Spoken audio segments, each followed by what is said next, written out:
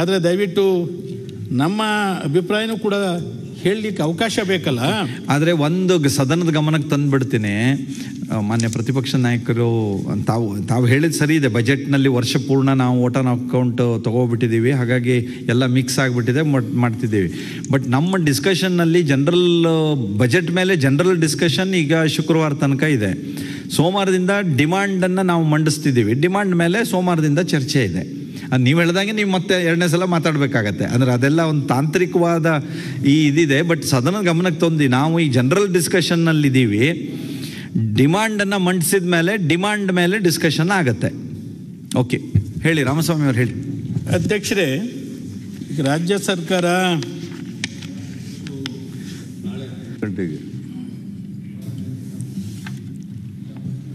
ಪ್ರತಿ ವರ್ಷ ಜನತೆಯ ಅಭಿವೃದ್ಧಿ ಮತ್ತು ರಾಜ್ಯದ ಪ್ರಗತಿಗಾಗಿ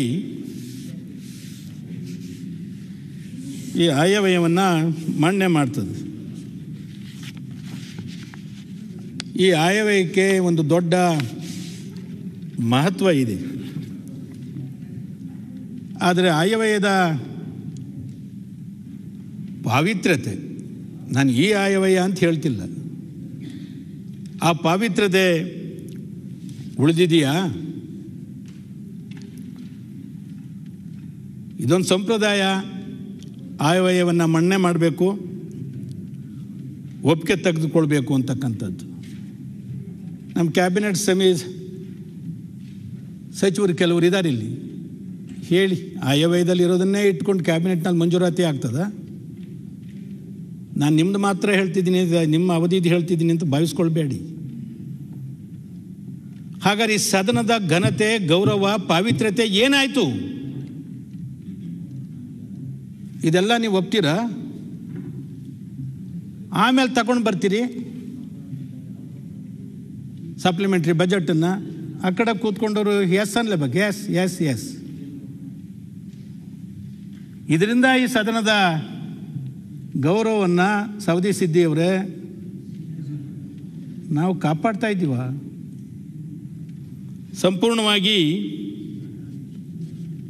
ಆ ಕಡೆ ಕುಳಿತುಕೊಂಡು ನಾವು ಎಸ್ ಎಸ್ ಅಂತ ಹೇಳ್ತೀವಿ. ನಾವು ಆ ಕಡೆ ಕುಳಿತಾಗಲೂ ಕೂಡ ಸರ್ಕಾರದ ಲೋಪದೋಷಗಳ ಬಗ್ಗೆ ಹೇಳಿದ್ದೀನಿ. ಅದು ನನ್ನ ಕರ್ತವ್ಯ ಅಂತ ತಿಳ್ಕೊಂಡು ನಾನು ಹೇಳಿದ್ದೀನಿ. ಆಡಳಿತದ ಲೋಪದ ಬಗ್ಗೆ, ಸಾರ್ವಜನಿಕರ ತೆರಿಗೆ ಹಣದ ಒಂದು ಸದುಪಯೋಗ ಆಗಬೇಕು, ದುರುಪಯೋಗ ಆಗಬಾರ್ದು, ಅದನ್ನು ತಡೆಗಟ್ಟೋ ದಿಕ್ಕಿನಲ್ಲಿ ಆ ಕಡೆ ಕೂತಾಗಲೂ ಚರ್ಚೆ ಮಾಡಿದ್ದೀನಿ. ಈ ಕಡೆ ಕೂತಾಗಲೂ ಕೂಡ ನಾನು ಅದು ವಿರೋಧಿ ಪಕ್ಷದಲ್ಲಿ ಕೂತ್ಕೊಂಡು ಇನ್ನೂ ಹೆಚ್ಚು ಮನಸ್ಸಿನಿಂದ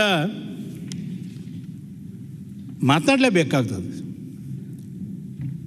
ಸಾರ್ವಜನಿಕರಿಂದ ತೆರಿಗೆ ಸಂಗ್ರಹ ಮಾಡಿ ಅದನ್ನು ವೆಚ್ಚ ಮಾಡುವಾಗ ಸರಿಯಾದ ಆಡಳಿತ ಇಲ್ಲದೆ ಇದ್ದರೆ, ಗುಡ್ ಗವರ್ನೆನ್ಸ್ ಇಲ್ಲದೆ ಇದ್ದರೆ ಅದರ ದುಷ್ಪರಿಣಾಮಗಳನ್ನು ರಾಜ್ಯದ ಜನರಿಗೆ ನಾವು ತಲುಪಿಸ್ದಂಗೆ ಆಗ್ತದೆ. ಆಯವ್ಯಯದಲ್ಲಿ ನಾನು ಗಮನಿಸಿದ ಹಾಗೆ ಇತ್ತೀಚಿನ ಕೆಲವು ವರ್ಷಗಳಲ್ಲಿ ಶಾಶ್ವತವಾದಂಥ ಯೋಜನೆಗಳು ಮಾಯ ಆಗ್ತಿದ್ದಾವೆ.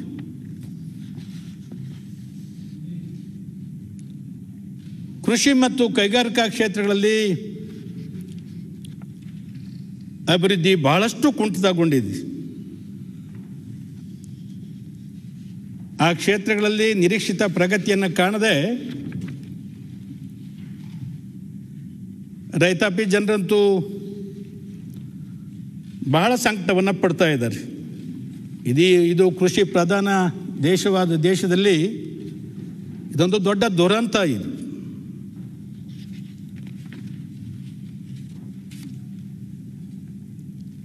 ರಾಜ್ಯದ ಆಯವ್ಯಯದಲ್ಲಿ ನಿರ್ದಿಷ್ಟ ಯೋಜನೆಗಳ ಕೊರತೆ ಎದ್ದು ಕಾಣಿಸ್ತಾ ಇದೆ. ಅಗ್ಗದ ಜನಪ್ರಿಯ ಕಾರ್ಯಕ್ರಮಗಳು ಎಲ್ಲ ಕಡೆ ಇದ್ದಾವೆ, ಅವು ಬಹಳ ತಾತ್ಕಾಲಿಕ. ಅವು ಶಾಶ್ವತ ಯೋಜನೆಗಳು ಮಾಯ ಆಗ್ತಿರೋದ್ರಿಂದ ಅದು ರಾಜ್ಯದ ಆರ್ಥಿಕ ಒಂದು ಮಟ್ಟ ಕುಸಿಯಲಿಕ್ಕೆ ಕಾರಣ ಆಗಿದೆ ಮತ್ತು ಗುಣಮಟ್ಟದ ಫಲಿತಾಂಶವನ್ನು ಕೂಡ ನಾವು ಪಡ್ಕೊಳ್ಳಿಕ್ಕೆ ಸಾಧ್ಯ ಆಗೋದೇ ಇಲ್ಲ.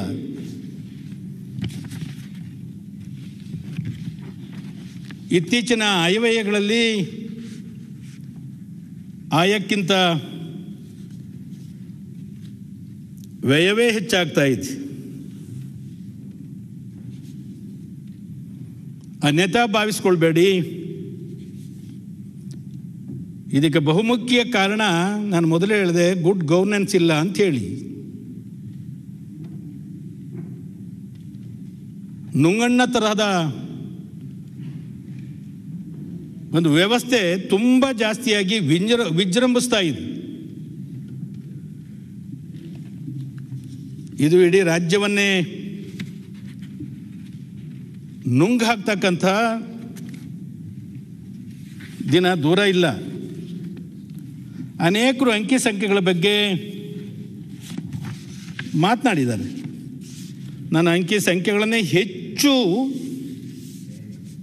ಮಾತನಾಡಲಿಕ್ಕೆ ಹೋಗೋದಿಲ್ಲ.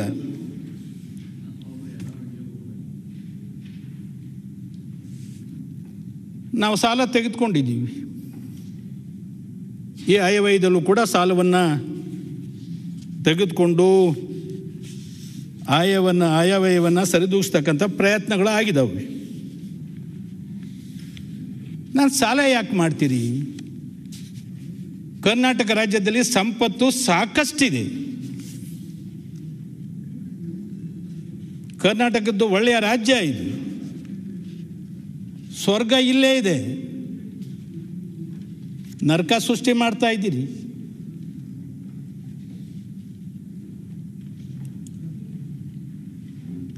ನಾವೆಲ್ಲ ಮೌನ ಪ್ರೇಕ್ಷಕರಾಗಿದ್ದರೆ ನಮ್ಮ ಕರ್ತವ್ಯನ ನಾವು ನಿರ್ವಹಣೆ ಮಾಡ್ದಂಗೆ ಆಗೋದಿಲ್ಲ.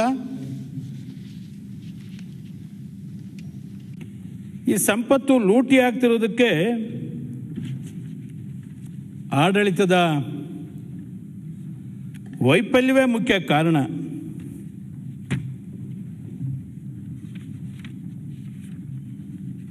ಅನ್ಯಥಾ ಭಾವಿಸ್ಕೊಳ್ದೇ ಇದ್ರೆ ಈ ಸರ್ಕಾರ 15ನೇ ವಿಧಾನಸಭೆ ಬರೋದಕ್ಕಿಂತ ಮುಂಚೆ ಚುನಾವಣೆಯಲ್ಲಿ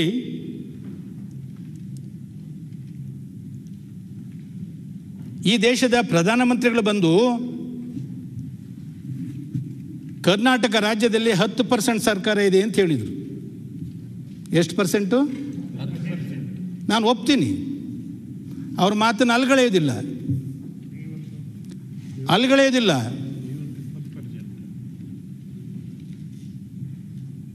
ಇವತ್ತು ಏನಾಗಿದೆ? 0%, 5%. ನನ್ನ ಸ್ನೇಹಿತರು ಆ ಕಡೆ ಕೂತವ್ರು ಹೇಳಿದರು ಚರ್ಚೆ ಮಾಡುವಾಗ ಅನಧಿಕೃತವಾಗಿ, ಈಗ 25% ಸರ್ ಅಂತ ಅಂದರು. 25.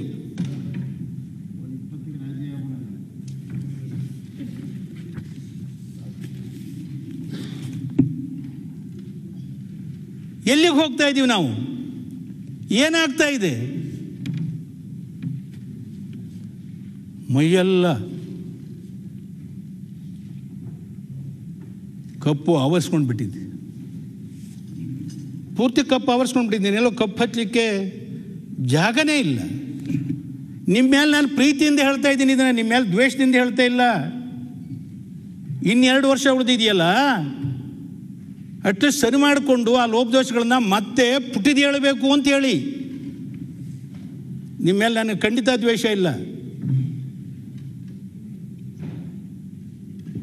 2007ರಲ್ಲಿ ಸರ್ಕಾರ ಬಿದ್ದಾಗ, ಕೊಟ್ಟ ಮಂದಂತೆ ನಡೀದೇ ಇದ್ದಾಗ, ಆ ಕಡೆ ಚೇಂಬರಲ್ಲಿ ಸ್ಪೀಕರ್ ಚೇಂಬರಲ್ಲಿ ಕೂತ್ಕೊಂಡು ಕಣ್ಣೀರು ಸುರಿಸ್ತಾನೆ ನಾನು, ಕೊಟ್ಟ ಮಂದಂತೆ ನಡ್ಕೊಳ್ಳಿಲ್ಲ ಅಂಥೇಳಿ.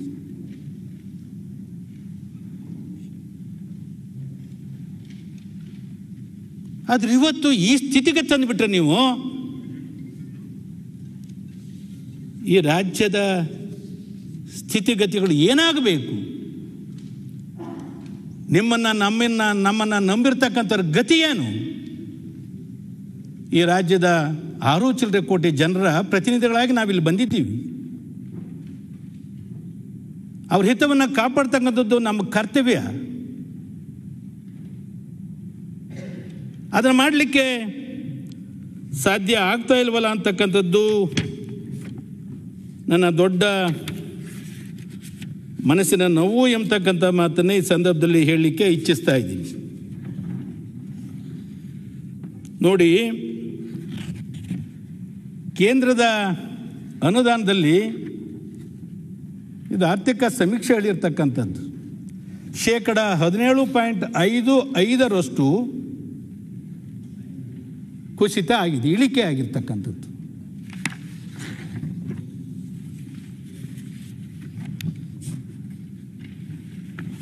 ಈಗ ಕರ್ನಾಟಕ ರಾಜ್ಯದಲ್ಲಿ ಯಡಿಯೂರಪ್ಪನವರು ನಿಮ್ಮೆಲ್ಲರ ಸಹಕಾರದಿಂದ, ಅವತ್ತು ನಿಮ್ಮ ಸಹಕಾರ ಅಲ್ಲ, ಅವರೆಲ್ಲರ ಸಹಕಾರದಿಂದ, ಅಂದರೆ ಇವ್ರ ಸಹಕಾರದಿಂದ ಅಲ್ಲ, ಅಂದರೆ ಅವತ್ತು ಇರಲಿಲ್ಲ ಅವರಲ್ಲಿ, ಸರ್ಕಾರ ರಚನೆ ಆಯಿತು ನಿಮ್ಮ ಸಹಕಾರದಿಂದ. ಅವರು ಹೋರಾಟದಿಂದಲೂ ಕೂಡ ಕರ್ನಾಟಕ ರಾಜ್ಯದಲ್ಲಿ BJP ಸರ್ಕಾರ ಮೊದಲ ಬಾರಿಗೆ ದಕ್ಷಿಣ ಭಾರತದಲ್ಲಿ ಸರ್ಕಾರ ರಚನೆ ಮಾಡಿತು. ಈಗ 2ನೇ ಬಾರಿ ಕರ್ನಾಟಕ BJP ಒಂದು ಸರ್ಕಾರದ ಹೆಬ್ಬಾಗಿಲು ಅಂಥೇಳಿ ಹೆಸರು ಬಂತು. ಅದಕ್ಕೆ ಅನೇಕ ಕಾರ್ಯಕರ್ತರು ಕೂಡ ಕಾರಣರು, ಜನರು ಕೂಡ ಕಾರಣರು. ಇವತ್ತು ಕೇಂದ್ರ ಅನುದಾನದಲ್ಲಿ 17.55% ಕಡಿಮೆ ಆಗಿದ್ರೂ 25 ಜನ ಸಂಸದರು ಇದ್ದರೂ ಕೂಡ ಧ್ವನಿ ಎತ್ತದೇ ಇರಲಿಕ್ಕೆ ಕಾರಣ ಏನು?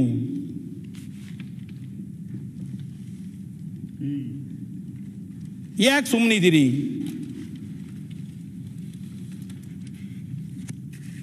ಒಂದು ಕಾಲದಲ್ಲಿ ಹೇಳ್ತಾ ಇದ್ರು ಬಸವನಗೌಡ್ರೆ, ಯಡಿಯೂರಪ್ಪನವ್ರು ಗುಡುಗಿದ್ರೆ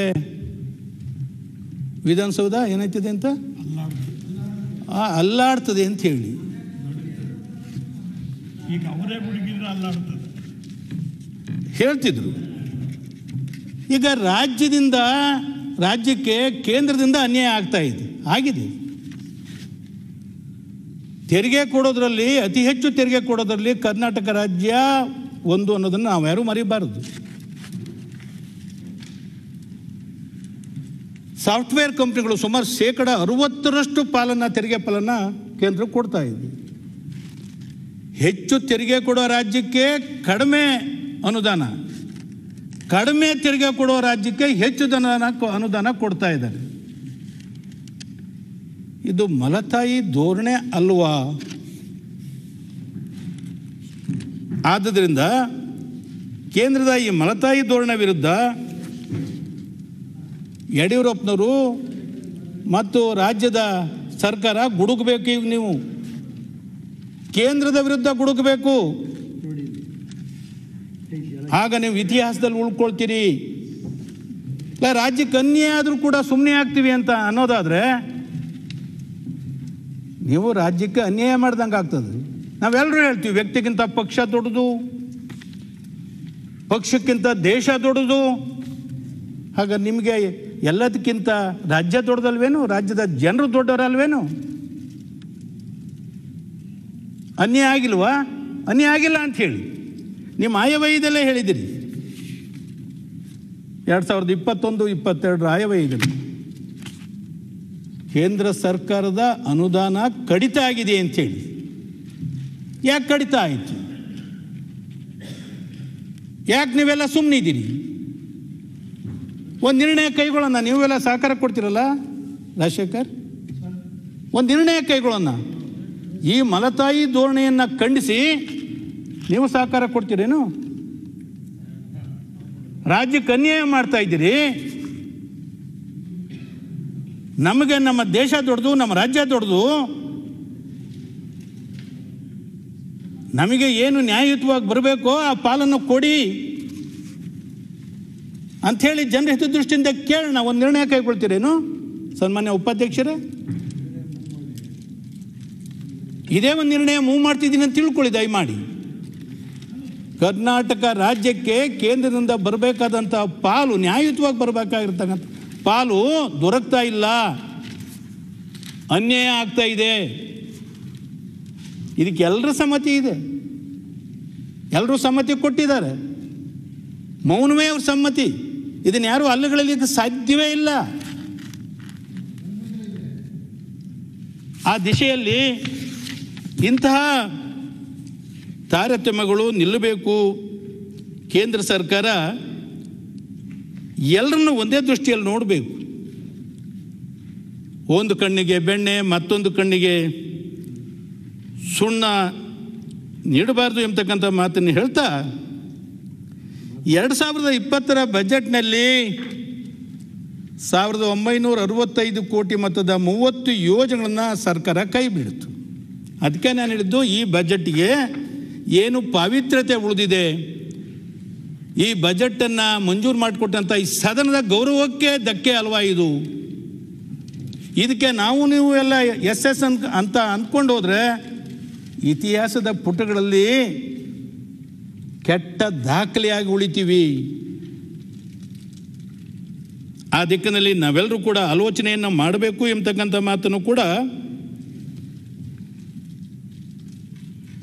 ನಾನು ಸದನದ ಗಮನಕ್ಕೆ ತರಲಿಕ್ಕೆ ಇಚ್ಛಿಸ್ತಾ ಇದ್ದೀನಿ. 2020-21ರ ಬಜೆಟ್ನಲ್ಲಿ 19,774 ಕೋಟಿ ಬಂಡವಾಳ ವೆಚ್ಚದ್ದು ನಿರ್ವಹಣೆ ಹೆಸರಿನಲ್ಲಿ ಕಡಿತ ಆಗಿದೆ. ಬಂಡವಾಳ ವೆಚ್ಚ ಕಡಿತ ಮಾಡಿಬಿಟ್ರೆ ರಾಜ್ಯದ ಅಭಿವೃದ್ಧಿಯನ್ನು ನಾವು ಹೇಗೆ ಕಾಣಲಿಕ್ಕೆ ಸಾಧ್ಯ ಇದೆ? ರಾಜ್ಯದ ಅಭಿವೃದ್ಧಿಯನ್ನು ಕಾಣಲಿಕ್ಕೆ ಸಾಧ್ಯವೇ ಆಗೋದಿಲ್ಲ. ಬಂಡವಾಳ ವೆಚ್ಚವನ್ನು ಕಡಿತ ಮಾಡಿರ್ತಕ್ಕಂಥದ್ದು ಸರಿಯಾದಂತಹ ಕ್ರಮಗಳ ಆಗೋದಿಲ್ಲ ಎಂಬತಕ್ಕಂಥ ಮಾತನ್ನು ಸನ್ಮಾನ್ಯ ಉಪಾಧ್ಯಕ್ಷರೇ ತಮಗೆ ತಿಳಿಸ್ಲಿಕ್ಕೆ ನಾನು ಇಚ್ಛಿಸ್ತಾ ಇದ್ದೀನಿ. ಇನ್ನೊಂದು ಬಹು ಮುಖ್ಯವಾಗಿ ಆಗಿರ್ತಕ್ಕಂಥ ಲೋಪ ಅಂದರೆ ಹಣಕಾಸು ಇಲಾಖೆಯವರು ಏನು ಮಾಡ್ತಿದ್ದಾರೋ, ಯಾವ ದಿಕ್ಕಿನಲ್ಲಿ ರಾಜ್ಯವನ್ನು ತೆಗೆದುಕೊಂಡು ಹೋಗ್ತಿದ್ದಾರೋ ಅನ್ನೋದಕ್ಕೆ ಉತ್ತರ ಹೇಳಬೇಕಾಗ್ತದೆ. ಕೆಲವೊಂದು ಪ್ರಸಂಗಗಳಲ್ಲಿ ವಿವಿಧ ಇಲಾಖೆಗಳ ಹಣವನ್ನು ವೈಯಕ್ತಿಕ ಠೇವಣಿ ಲೆಕ್ಕಕ್ಕೆ ವರ್ಗಾಯಿಸ್ಕೊಂಡು ಬಿಡ್ತಾರೆ. ವೈಯಕ್ತಿಕ ಠೇವಣಿ PD ಅಕೌಂಟಿಗೆ ಅಲ್ಲಿ ಖರ್ಚಾಗ್ಬಿಟ್ಟಿರ್ತಾರೆ, ಮೈನಸ್ ಆಗಿರ್ತದೆ ಅಷ್ಟೇ. ರಾಜೀವ್ PD ಅಕೌಂಟಿಗೆ ಟ್ರಾನ್ಸ್ಫರ್ ಮಾಡ್ಕೊಂಡ್ಬಿಡ್ತಾರೆ ವೈಯಕ್ತಿಕ ಅಕೌಂಟಿಗೆ, ಅಲ್ಲಿ ಮೈನಸ್ ಆಗ್ಬಿಡ್ತು ಅಕೌಂಟ್, ಅದು ಅಷ್ಟು ಅಮೌಂಟು ಮೈನಸ್ ಆಯಿತು. ಆ ವರ್ಷದೊಳಗೆ ಅವರು ಅದನ್ನು ಉಪಯೋಗಿಸ್ಕೊಳ್ಬೇಕು, ಇಲ್ಲ ಸಂಚಿತ ನಿಧಿಗೆ ಅದನ್ನು ವರ್ಗಾಯಿಸಬೇಕು, ಕನ್ಸಾಲಿಡೇಟೆಡ್ ಫಂಡಿಗೆ. ಖರ್ಚು ಮಾಡಲಿಲ್ಲ, ವರ್ಗನೂ ಆಯಿಸಲಿಲ್ಲ. 2019-20 ಸಾಲಿನ ಒಂದು ಫೈನಾನ್ಸ್ ಅಕೌಂಟ್ಸ್ ವ್ಯಾಲ್ಯೂಮ್ನಲ್ಲಿ ಕೊಟ್ಟಿರ್ತಕ್ಕಂಥದ್ದು ಆ ಥರದ 4,421 ಕೋಟಿ 56 ಲಕ್ಷ. ಸುಮಾರು 76 ಜನ ವೈಯಕ್ತಿಕ ಠೇವಣಿಗಳಿಲ್ಲ ಇಟ್ಕೊಂಡಿದ್ದಾರೆ. ಆ ಲೆಕ್ಕವನ್ನು ಮುಕ್ತಾಯಗೊಳಿಸಿಲ್ಲ ಅಂಥೇಳಿ ವರದಿ ಕೊಟ್ಟಿದೆ. 4,421 ಕೋಟಿ 56 ಲಕ್ಷ ಪರ್ಸನಲ್ ಅಕೌಂಟು. ಎಷ್ಟೋ ಈ ಥರ ಪರ್ಸನಲ್ ಅಕೌಂಟು ಲೆಕ್ಕ ಸರ್ಕಾರಕ್ಕೆ ಮಾಹಿತಿ ಗೊತ್ತಿಲ್ಲ. ಒಂದ್ಸಾರಿ RDPR ಮಿನಿಸ್ಟರ್ ಆಗಿದ್ದ HK ಪಾಟೀಲ್ ಹೇಳಿದ್ರು, ಅವರ ಇಲಾಖೆನಲ್ಲೇ ಸುಮಾರು 800 ಕೋಟಿ ಚಿಲ್ಲರೆ ಈಗ ಪತ್ತೆ ಹಚ್ಚಿದ್ವಿ, ಗೊತ್ತೇ ಇರಲಿಲ್ಲ, 3-4 ವರ್ಷದಲ್ಲಿ ಪೆಂಡಿಂಗ್ ಬಿದ್ದಿತ್ತು ಅಂತೇಳಿ. ಈಗಲೂ ವೈಯಕ್ತಿಕ ಖಾತೆಗಳಲ್ಲಿ ಸಾವಿರಾರು ಕೋಟಿ ಇನ್ನೂ ಪತ್ತೆ ಹಚ್ಚಿದೇ ಇರ್ತಕ್ಕಂಥದ್ದು. ಇವರು ಎಲ್ಲ ಹೋಗಿ ರ್ಯಾಂಡಮ್ ಟೆಸ್ಟ್ ಮಾಡ್ತಾರೆ. CAG ಅವರು ಎಲ್ಲವನ್ನೂ ಹೋಗಿ ಪರಿಶೀಲನೆ ಮಾಡಿರ್ಲಿಕ್ಕಿಲ್ಲ. 16,000 ಕೋಟಿ ವೈಯಕ್ತಿಕ ಖಾತೆಯಲ್ಲಿ ಠೇವಣಿಯಾಗಿ ಬಿದ್ದಿದೆ. ಇದಕ್ಕೆ ಯಾರು ಜವಾಬ್ದಾರ? ಇದನ್ನ ಯಾರನ್ನ ಹೊಣೆಗಾರನಾಗಿ ಮಾಡ್ತೀರಿ? ಯಾರ ಮೇಲೆ ಕ್ರಮ ಕೈಗೊಳ್ತೀರಿ? ಇದನ್ನ ಸರ್ಕಾರ ಉತ್ತರ ಕೊಡುವಾಗ ಹೇಳಬೇಕಾಗ್ತದೆ. 16,000 ಕೋಟಿ ರೂಪಾಯಿಗಳು, ಒಂದಲ್ಲ, ಎರಡಲ್ಲ, ಮೂರಲ್ಲ. ಹೇಳ್ತೀನಿ ನಾನು ನಿಮ್ಗೆ, ಇಷ್ಟು ಹಣ ಅವರ PD ಅಕೌಂಟ್ನಲ್ಲಿ ಇದ್ರೂ ಕೂಡ ಈಶ್ವರಪ್ಪನವರು HK ಪಾಟೀಲ್ ಇದ್ದಾಗ ಹೇಳ್ತಾ ಇದ್ರು, ಅವರ ಇಲಾಖೆನಲ್ಲೇ ಅಂದರೆ RDPR ಇಲಾಖೆನಲ್ಲಿ ಸುಮಾರು 8,800 ಚಿಲ್ಲರೆ ಕೋಟಿ PD ಅಕೌಂಟಲ್ಲಿ ಅಧಿಕಾರಿಗಳು ಹಾಕ್ಕೊಂಡು ಅದು ಗೊತ್ತೇ ಆಗಿರಲಿಲ್ಲ, ಈ ಪತ್ತೆ ಹಚ್ಚಿದ್ದೀವಿ ಅಂತ ಹೇಳಿ. ಈಗ ನಾನು ಹೇಳ್ತಾ ಇದ್ದೀನಿ, ನೀವು ಬರೋದು ಮುಂಚಿತವಾಗಿ 4,421 ಕೋಟಿ 56 ಲಕ್ಷ ಈ PD ಅಕೌಂಟ್ನಲ್ಲಿ ಇದೆ. ಇದು 3 ವರ್ಷ ಆಗಿದೆ, 3 ವರ್ಷಕ್ಕೂ ಹೆಚ್ಚು ಮೇಲ್ಪಟ್ಟಿದ್ದವು ಇದ್ದಾವೆ.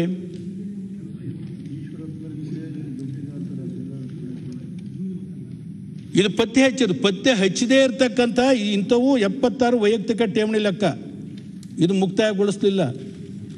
ಇನ್ನೂ ಅನೇಕ ಇದ್ದಾವೆ, 100 ವೈಯಕ್ತಿಕ ಈ PD ಅಕೌಂಟ್ನಲ್ಲಿ ಹಣ ಹಾಕಿಕೊಂಡಿದ್ದಾರೆ.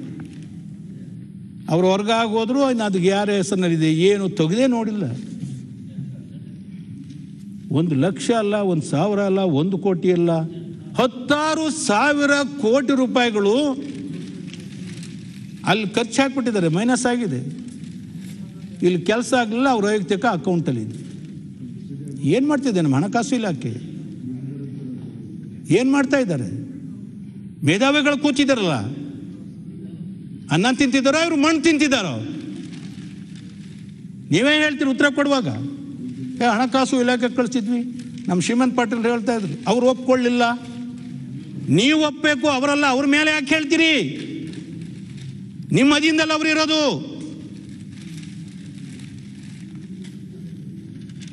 ಸರ್ಕಾರ ನಡೆಸ್ತಿರೋರು ಅವರ, ನೀವು. ನಾವು ಕಳಿಸ್ಕೊಟ್ವಿ ಹಣಕಾಸು ಇಲಾಖೆಗೆ, ಅವರು ಒಪ್ಪಲಿಲ್ಲ. ಅಸಹಾಯಕತೆ ವ್ಯಕ್ತಪಡಿಸ್ತೀರಾ? ದಯವಿಟ್ಟು ನೀವು ಹೇಳಿದ್ರಿ ಹಣಕಾಸು ಇಲಾಖೆ ಒಪ್ಪಲಿಲ್ಲ ಅಂತ ಹೇಳಿ, ನೀವು ಕಳಿಸ್ಬೇಕಾದ್ರೆ ಅದನ್ನ ನೀವು ಕ್ಯಾಬಿನೆಟ್ ಒಳಗೆ ಚರ್ಚೆ ಮಾಡಿ ತೀರ್ಮಾನ ತಗೊಳ್ಬೇಕಾಯ್ತು. ಕ್ಯಾಬಿನೆಟ್ ಅಲ್ಲಿ ತಗೊಂಡು ತೀರ್ಮಾನನ ಅವ್ರೇನು ತಿರಸ್ಕಾರ ಮಾಡ್ತಾರೆ? Is above the cabinet. ಅವ್ರು ಮ್ಯಾನೇಜ್ ಮಾಡೋರು ಅವರಾದರು, ನಾವೇನು ಕೈಲೇ ತಗೊಂಡು ಬರ್ಲಕ್ಕೆ ಬರಂಗಿಲ್ಲ. ಮತ್ತು ಸಮಸ್ಯೆ ಐತಿ ಈ ವರ್ಷ, ಅದರಿಂದ ಆಗಿರ್ಬೇಕು.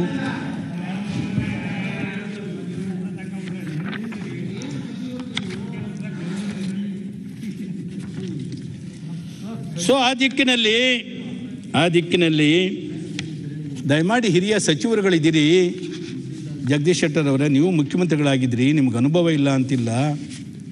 ಈ ಥರದ ಹಣಕಾಸಿನ ಅಶಿಸ್ತು ನಡ್ಕೊಂಡೋದ್ರೆ ರಾಜ್ಯದ ಪ್ರಗತಿಯನ್ನು ನಾವು ಹೇಗೆ ಕಾಣಲಿಕ್ಕೆ ಸಾಧ್ಯ ಹೇಳಿ? ಈಶ್ವರಪ್ಪನವ್ರೆ, ನನಗೆ ಅದನ್ನು ಪೇಪರ್ ಸಿಗ್ತಾ ಇಲ್ಲ. ಸುಮಾರು 14-15 ಸಾವಿರ ಕೋಟಿ ಇದೆ ಅಂತ ಹೇಳಿ ನನಗೆ ಇನ್ನೊಂದು ಮಾಹಿತಿ, ಅದು ಆರ್ಥಿಕ ಸಮೀಕ್ಷೆಯಲ್ಲಿ. ದುಡ್ಡಿಲ್ಲ ಅಂತೀರಿ, ಸಾಲ ತೆಗೆದುಕೊಳ್ತೀರಿ. ಇಲ್ಲಿ ನೋಡಿದರೆ ವೈಯಕ್ತಿಕ ಅವರ 3 ವರ್ಷಕ್ಕೂ ಹೆಚ್ಚು ಕಾಲದಿಂದ ಬಿದ್ದಿದೆ PD ಅಕೌಂಟ್ನಲ್ಲಿ. ಯಾರಿದು ಹೊಣೆ? ಸಾರ್ವಜನಿಕರ ತೆರಿಗೆ ಹಣ. ನೀವು ತಗೊಂಡು PD ಅಕೌಂಟ್ಗೆ ಕೂತ್ಕೊಂಡ್ರೆ, ಇದನ್ನು ಗಮನಿಸಿಲ್ಲ ಅಂತಂದರೆ ಇದು ಆಡಳಿತದ ವೈಫಲ್ಯ ಅಂದನೆ ನಾನೇನು ಹೇಳಬೇಕು ಹೇಳಿ? ಆದ್ದರಿಂದ ಆ ದಿಕ್ಕಿನಲ್ಲಿ ಗಮನವನ್ನು ಸರ್ಕಾರ ಅದನ್ನು ಸರಿಪಡಿಸಲಿಕ್ಕೆ, ಅದ್ರ ಮೇಲೆ ಕ್ರಮ ಕೈಗೊಳ್ಳಲಿಕ್ಕೆ ಗಮನ ಹರಿಸಬೇಕು ಎಂಬತಕ್ಕಂಥ ಮಾತನ್ನು ಈ ಸಂದರ್ಭದಲ್ಲಿ ನಾನು ಸರ್ಕಾರಕ್ಕೆ ಒತ್ತಾಯಪೂರ್ವಕವಾಗಿ ನಾನು ವಿನಂತಿ ಮಾಡಿಕೊಳ್ತಾ ಇದ್ದೀನಿ. ಸನ್ಮಾನ್ಯ ಅಧ್ಯಕ್ಷರೇ, ಉಪಾಧ್ಯಕ್ಷರೇ,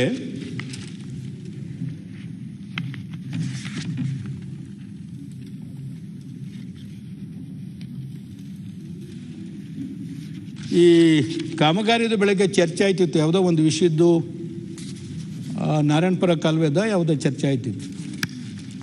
ಸುಮಾರು 15% ಹೆಚ್ಚಿಗೆ ಕೊಟ್ಟಿದ್ದಾರೆ. ನೀವೇ ಹೇಳ್ತಾ ಇದ್ರಿ ವಿಮಾನ ನಿಲ್ದಾಣದ್ದು ಇನ್ನೊಂದು ಯಾವುದೋ ಕಳಪ ಕಾಮಗಾರಿ ಅಂತ ನಿನ್ನೆ ಚರ್ಚೆ ಆಯ್ತಿತ್ತು. ನಾನು ನೋಡ್ತಾ ಇದ್ದೀನಿ, ನೀವು ಗಮನಿಸ್ತಾ ಇದ್ದೀರಿ. ಇವತ್ತು ಕರ್ನಾಟಕ ರಾಜ್ಯದಲ್ಲಿ ಸಣ್ಣ ಪುಟ್ಟ ಕಾಂಟ್ರಾಕ್ಟ್ಗಳು 10 ಲಕ್ಷ 15 ಲಕ್ಷ 25 ಲಕ್ಷ ಕಾಮಗಾರಿ ಮಾಡಿದವರು ಅವ್ರನ್ನ ಕೊಂದೇ ಬಿಟ್ಟಾಯಿತು. ಅವ್ರು ಕೊಲೆ ಆಗಾಯಿತು. ಅವರೇನು ಇಲ್ಲಿ ಬಂದು ವಿಧಾನಸೌಧಕ್ಕೆ ಬಂದು ಬೆಂಗಳೂರಿಗೆ ಬಂದು LOC ತಗೊಂಡು ಹೋಗ್ಲಿಕ್ಕೆ ಆಗ್ತದ? 300 ಕೋಟಿ 400 ಕೋಟಿ ಇರ್ತಕ್ಕಂಥವ್ರು ಬರ್ತಾರೆ, ಭೇಟಿ ಆಗ್ತಾರೆ, ಏನೇನು ಬೇಕೋ ಶಾಸ್ತ್ರ ಮಾಡ್ತಾರೆ, LOC ತಗೊಂಡು ಹೋಗ್ತಾರೆ. ಪ್ರತಿಯೊಬ್ಬರು ಬೆಂಗಳೂರಿಗೆ ಬರಬೇಕು, LOCನೇ ತೆಗೆದುಕೊಳ್ಬೇಕು ಅಂತಂದರೆ ಆಗ್ಲಿಕ್ಕೆ ಸಾಧ್ಯವೇ ಇಲ್ಲ. ಏನು ಮಾನದಂಡ ಮಾಡಿದಿರಿ? ಏನು ಗೈಡ್ಲೈನ್ಸ್ ಇಶ್ಯೂ ಮಾಡಿದಿರಿ? ಆ ಗೈಡ್ಲೈನ್ಸ್ ಅಂತೆ ಅನುಷ್ಠಾನ ಆಗ್ತಾ ಇದೆಯಾ? LOC ವಿತರಣೆ ಆಗ್ತಾ ಇದೆಯಾ? ಇದನ್ನು ಹಣಕಾಸು ಇಲಾಖೆ ಗಮನಿಸ್ತಾ ಇಲ್ವಾ? ನಾನು ಅನೇಕ ದೊಡ್ಡ ದೊಡ್ಡ ಕಾಮಗಾರಿಗಳು ನೋಡ್ತೀನಿ. ನಮ್ಮಲ್ಲಿ 10 ಲಕ್ಷ 20 ಲಕ್ಷದ ಕಾಮಗಾರಿಗಳಿಗೆ 15% 20% ಬಿಲ್ ಹೋಗ್ತಾರೆ. ಹಾಕ್ತಾವ್ರ ಹಾಕ್ತಿಲ್ವೋ? ನೀವೇ ಹೇಳಿ. 10 ಲಕ್ಷ 15 ಲಕ್ಷ 20 ಲಕ್ಷದ ಕಾಮಗಾರಿಗಳಿಗೆ 15, 20, 25% ಕಡಿಮೆ ಆಗ್ತಾರೆ. 20 ಲಕ್ಷದಕ್ಕೆ ಅದೇ 200 ಕೋಟಿಗಾದ್ರೆ ಇನ್ನೂ ಕಡಿಮೆಗೆ ಹಾಕಬೇಕು. ಯಾಕಂದರೆ ದೊಡ್ಡ ಗಾತ್ರದ್ದಾದಾಗ ಮ್ಯಾನೇಜ್ಮೆಂಟ್ ಸುಲಭ ಆಗ್ತದೆ. ಇಲ್ಲಿ 20% ಅಬೌವ್ ಕೊಡ್ತಾರೆ. SR ರೇಟಲ್ಲಿ ಮಾಡ್ಲಿಕ್ಕೆ ತಯಾರಿಲ್ವಾ ಜನ? SR ರೇಟಲ್ಲಿ ಮಾಡ್ಲಿಕ್ಕೆ ಯಾರು ತಯಾರಿಲ್ವಾ? 20% ಅಬೌವ್ ಕೊಟ್ಟರೆ ಸಾವಿರಾರು ಕೋಟಿ ಒಂದು ವರ್ಷಕ್ಕೆ ರಾಜ್ಯದ ಬೊಕ್ಕಸದ ಮೇಲೆ ಹೊರೆಯಾಗ್ತಾ ಇಲ್ವಾ? ಯಾರಿಗೆ ಸೀರಿಯಸ್ನೆಸ್ ಇದೆ?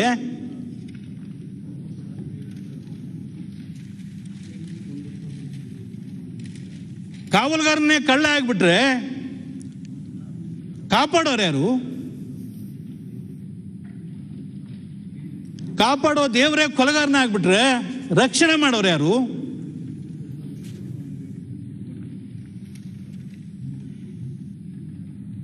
ಕೊಡಿ. ಯಾವ ಕಾಮಗಾರಿ SR ರೇಟಲ್ಲಿ ಯಾರು ಮಾಡಕ್ಕಲ್ಲ ಅಂತ ಹೇಳ್ತಾರೆ? ಏನೇನು ನಡೀತಿದೆ ಅಂತ ನಮಗೆ ಗೊತ್ತಿಲ್ವಾ? ನಿಮಗೂ ಕೂಡ ಗೊತ್ತಿದೆ. ಅಸಹಾಯಕರಾಗಿಬಿಟ್ರಿ. ನಾನು ಎಲ್ಲರನ್ನೂ ಸರಾಸಟ್ಟಾಗಿ ಮಾತು ಹೇಳ್ತಾ ಇಲ್ಲ, ಮೌನ ವಹಿಸ್ಬಿಟ್ರಲ್ಲ ಅಂತಕ್ಕಂಥ ನೋವು ನನ್ನದಿದೆ. KPSC ಇಲ್ಲಿ ನಮ್ಮ ಕೂಗುಗಳತೆ ದೂರದಲ್ಲಿದೆ. ಏನೇನು ಕರ್ಮಕಾಂಡಗಳಾದವು. ಆಡಳಿತದಲ್ಲಿ ದಕ್ಷರನ್ನ ಪ್ರಾಮಾಣಿಕರನ್ನ ತರಬೇಕು ಅಂತಕ್ಕಂಥ ದೃಷ್ಟಿಯಿಂದ UPSC KPSC ಎಲ್ಲ ರಚನೆ ಆದ. ಒಂದೊಂದು AC ಪೋಸ್ಟಿಗೆ ಆಯ್ಕೆ ಆಗಲಿಕ್ಕೆ, ತಹಸೀಲ್ದಾರ್ ಪೋಸ್ಟ್ಗೆ ಆಯ್ಕೆ ಆಗಲಿಕ್ಕೆ, DVSP ಪೋಸ್ಟ್ಗೆ ಆಯ್ಕೆ ಆಗಲಿಕ್ಕೆ ಕೋಟಿಗಟ್ಟಲೆ ಆಯ್ಕೆಯಾಗಿ ಬಂದವರು ನಾಳೆ ಅವ್ರು ಪ್ರಾಮಾಣಿಕವಾಗಿರ್ತಾರ? ಆಡಳಿತದಲ್ಲಿ ಶುದ್ಧತೆಯನ್ನು ನಿರೀಕ್ಷೆ ಮಾಡ್ಲಿಕ್ಕೆ ಸಾಧ್ಯನಾ? ಎಷ್ಟು ಸಾರಿ ಪರೀಕ್ಷೆಯ ಪ್ರಶ್ನೆ ಪತ್ರಿಕೆಗಳು ಲೀಕ್ಔಟ್ ಆಗಿ ಬಹಿರಂಗ ಆಗಿ ಪರೀಕ್ಷೆಗಳನ್ನು ತಡೆ ಹಿಡಿದಿಲ್ಲ. ಯಾರ ಮೇಲೆ ಸೀರಿಯಸ್ ಕ್ರಮಗಳಾದೋ, ತಡೆಗಟ್ಟಲಿಕ್ಕೆ ಏನು ಪ್ರಯತ್ನಗಳಾದೋ. ನಾನು ಈ ಸರ್ಕಾರ ಅಂತ ಹೇಳ್ತಿಲ್ಲ ರೇವಣ್ಣವ್ರೆ, ಮೊದಲೊಂದು ದಿನ ನಡ್ಕೊಂಡು ಬಂದಿದ್ದೆ. ನಾವು ಕೂಡ ಭಾಗಿಗಳು, ಅದಕ್ಕೆ ನೀವು ಭಾಗಿಗಳು. ಬಡ ಮಕ್ಕಳಿಗೆ, ಪ್ರತಿಭಾನ್ವಿತರಿಗೆ ಅನ್ಯಾಯ ಆಗ್ತಾ ಇಲ್ಲ. ಅಲ್ಲಿ ಬಡವರನ್ನ ಪ್ರತಿಭಾನ್ವಿತರು ನೋಡಿ ಆಯ್ಕೆ ಮಾಡ್ತಿದ್ದಾರಾ? ದುಡ್ಡಿನ ತೂಕ ನೋಡಿ ಆಯ್ಕೆ ಮಾಡೋದಾದ್ರೆ ನಾವು ಬಂಡವಾಳಶಾಹಿಗಳ ಪರ ಕೆಲಸ ಮಾಡಲಿಕ್ಕೆ ಇಲ್ಲಿ ಬರ್ಬೇಕಾ ನಾವು? ಇದು ಎಲ್ಲರಿಗೂ ಗೊತ್ತಿದೆ. ಇದನ್ನು ತಡೆಗಟ್ಟಲಿಕ್ಕೆ ಒಂದು ಸ್ಪಷ್ಟವಾದಂಥ ಕಾರ್ಯಕ್ರಮ ರೂಪಿಸ್ತಿಲ್ಲ. ಯಾಕೆ ರೂಪಿಸ್ಲಿಕ್ಕೆ ಆಗೋದಿಲ್ವಾ? ಕಾನೂನಲ್ಲಿ ಅದಕ್ಕೆ ಅವಕಾಶ ಇಲ್ವಾ?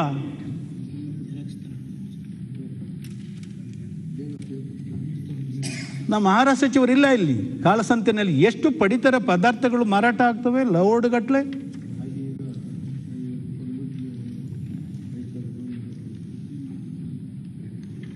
ಹಿಡಿತಾರೆ ಲಾರಿಗಳನ್ನ, ಕಾಳಸಂತೆಯಲ್ಲಿ ಮಾರಾಟ ಆಗೋದನ್ನ, ಹೊರಗಡೆಗೆ ಸಾಗಿಸ್ತಾ ಇರೋದನ್ನ ಹಿಡಿದದ್ದೇ ಮಾಫಿ.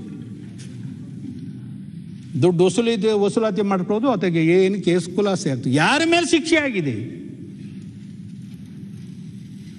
ಯಾರಿಗೆ ಯಾವ ಸರ್ಕಾರ, ಯಾವ ಆಡಳಿತ ಶಿಕ್ಷೆ ಕೊಡಿಸಿದೆ ಹೇಳಿ? ಸಾವಿರಾರು ಕೋಟಿ ಸರ್ಕಾರದ ಬಡವರ ತೆರಿಗೆ ದುಡ್ಡನ್ನು ಖರ್ಚು ಮಾಡಿ ಹೊಟ್ಟೆಗೆ ಅನ್ನ ಕೊಡಿಸ್ಬೇಕು ಅಂತೇಳಿ, ಹಸ್ಕೊಂಡಿರಬಾರ್ದು ಜನ ಅಂಥೇಳಿ ಪಡಿತರ ಪದಾರ್ಥಗಳನ್ನ ವಿತರಣೆ ಮಾಡೋಕೆ ಕೊಟ್ಟರೆ ಅವು ಕಾಳಸಂತೆನಲ್ಲಿ ವ್ಯಾಪಾರ ಎಲ್ಲ ಹೊರ ರಾಜ್ಯಕ್ಕೆ ಲಾರಿಗಳಲ್ಲಿ ಹೋಗ್ತವೆ. ಯಾರಿಗೆ ಭಯ ಇದೆ? ಯಾರನ್ನು ಹಿಡಿದು ಒಂದು ಸೀರಿಯಸ್ ಆದಂಥ ಕ್ರಮಗಳನ್ನು ಮಾಡಿದ್ದೀರಿ? ಈ ಎಲ್ಲ ಅಕ್ರಮಗಳು ಆಗ್ತಾ ಇರ್ತಕ್ಕಂಥದ್ದು ಯಾತಕ್ಕೆ? ಅಕ್ರಮಗಳನ್ನು ಮಾಡಲಿಕ್ಕೆ ಯಾಕೆ ಬಿಡ್ತಾ ಇದ್ದೀವಿ? ಸಕ್ರಮಗಳನ್ನ ಮಾಡೋರು ಯಾರು ದುಡ್ಡು ಕೊಡೋಕೆ ಬರೋಕ್ಕಲ್ಲ, ಕೊಡ್ತಾರ? ಸಕ್ರಮ ಮಾಡೋರು ಯಾರು ದುಡ್ಡು ಕೊಡೋಕೆ ಬರ್ತಾರ? ಲಂಚ ಕೊಡೋಕೆ ಬರ್ತಾರ? ಅಕ್ರಮ ಮಾಡಕ್ಕೆ ಬಿಟ್ರೆ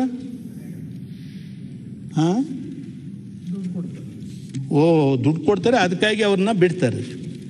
ನಾನು ಈ ಸರ್ಕಾರಕ್ಕೆ, ಹಿಂದಿನ ಸರ್ಕಾರಕ್ಕೆ, ಅದರ ಹಿಂದಿನ ಸರ್ಕಾರಕ್ಕೆ ಒಂದು ಸ್ವಚ್ಛ, ದಕ್ಷ ಮತ್ತು ಚುರುಕಾದ ಆಡಳಿತ ಕ್ರಮಗಳನ್ನು ತನ್ನಿ ಅಂತೇಳಿ ಮನವಿ ಮಾಡಿಕೊಂಡು ಸಿದ್ದರಾಮಯ್ಯವ್ರಿಗೆ ಮನವಿ ಮಾಡಿದೆ, HD ಕುಮಾರಸ್ವಾಮಿ ಅವ್ರಿಗೆ ಮನವಿ ಕೊಟ್ಟೆ, ಸನ್ಮಾನ್ಯ BS ಯಡಿಯೂರಪ್ಪನವ್ರಿಗೂ ಕೂಡ ಮನವಿ ಕೊಟ್ಟೆ. ಆದರೆ ಕಾರ್ಯಾಂಗ ಆ ಸ್ಥಿತಿಯಲ್ಲಿ ಇಲ್ಲ. ಇದು ಆಧುನಿಕ ತಂತ್ರಜ್ಞಾನ ಲಭ್ಯ ಇದ್ರೂ ಕೂಡ ನಮ್ಮ ಆಡಳಿತ ವ್ಯವಸ್ಥೆ ಇನ್ನೂ ಕೂಡ ಚುರುಕಾಗಲಿಲ್ಲ. ಆಡಳಿತದಲ್ಲಿ ಅನೇಕ ಪದರಗಳಿದ್ದಾವೆ, ಶ್ರೇಣಿಗಳು. ಆ ವಿವಿಧ ಶ್ರೇಣಿಗಳು ಆಡಳಿತದ ನಿರ್ಧಾರಗಳು ಶೀಘ್ರ ಅನುಷ್ಠಾನಕ್ಕೆ ಬರಲಿಕ್ಕೆ ಅಶೋಕಣ್ಣವರೇ, ಈ ಬಿಳಿಯಾನೆ ಅಂತ ಹೇಳ್ತೀವಲ್ಲ, ಸೆಕ್ರೆಟರಿಯೇಟು, ಬಿಳಿಯಾನೆ ಸೆಕ್ರೆಟರಿಯೇಟ್ ಇದೆಯಲ್ಲ, ಆ ವಿವಿಧ ಶ್ರೇಣಿ ಇದೆಯಲ್ಲ ಪದರ ಆಡಳಿತದಲ್ಲಿ, ಏನು ಇಲ್ಲಿಂದ ಅಲ್ಲಿ ಫೈಲ್ ಹೋಗ್ಬೇಕಾದ್ರೆ 10 ಜನ ಮುಟ್ಟಿ ಹೋಗಬೇಕು. ಒಬ್ಬರು ಒಂದು ಅಕ್ಷರ ಬರೆಯೋದಿಲ್ಲ. ಆ ಫೈಲು ಆ ಟೇಬಲಿಂದ ಇನ್ನೊಂದು ಟೇಬಲ್ಗೆ ಸುಮ್ಮನೆ ಹೋಗೋದಿಲ್ಲ. ಹೋಗ್ತಾವ ಅನ್ಕೊಟ್ರೆ ನಿಮ್ಮ ಮಂತ್ರಿಯಾಗಿ ಹೇಳಲಿಕ್ಕೆ ಆಗೋದಿಲ್ಲ ಪಾಪ, ನಿಮ್ಮ ಅರ್ಥ ಆಗ್ತದೆ. ಹೋಗಿ ನೂಕಬೇಕು, ಕೈಲಲ್ಲ ಕಾಸಿನಲ್ಲಿ ನೂಕಬೇಕು, ಆಗ ಮುಂದಕ್ಕೆ ಹೋಗ್ತವೆ. ನಾನು ನೋಡಿದ್ದೀನಿ ಅನೇಕ ಸಾರಿ, ಖಾಸಗಿಯವರದಾದರೆ ಜಲ್ದಿ ಓಡ್ಬಿಟ್ಟಿರ್ತಾವೆ ಫೈಲು, ಅವ್ರು ಹೋಯ್ತಾರೆ ಹಿಂದ್ಬಿಟ್ಟೆ. ನಾವು ಸಾರ್ವಜನಿಕ ಹಿತದೃಷ್ಟಿಯಿಂದ ಯಾವ್ದಾರು ಫೈಲ್ ಕೊಟ್ಟರೆ ಹೋಗಿರೋಕ್ಕೆ ಇಲ್ಲ. ಯಾಕೆ ಯಾರು ದುಡ್ಡು ಕೊಡೋರು? ಹೆಬ್ಬರವ್ರೆ, ನಾನೇನು ನಿಮ್ಮ ಕಾಲದಲ್ಲಿ ಆಗ್ಬಿಡ್ತು ಅಂತ ಹೇಳ್ತಿಲ್ಲ. ವ್ಯವಸ್ಥೆ ದಿನ ದಿನಕ್ಕೆ ಕೆಡ್ತಾ ಇದೆ. ನೀವು ಬಂದು ಏನು ಸುಧಾರಣೆ ಮಾಡಿದ್ರಿ ಹೇಳಿ?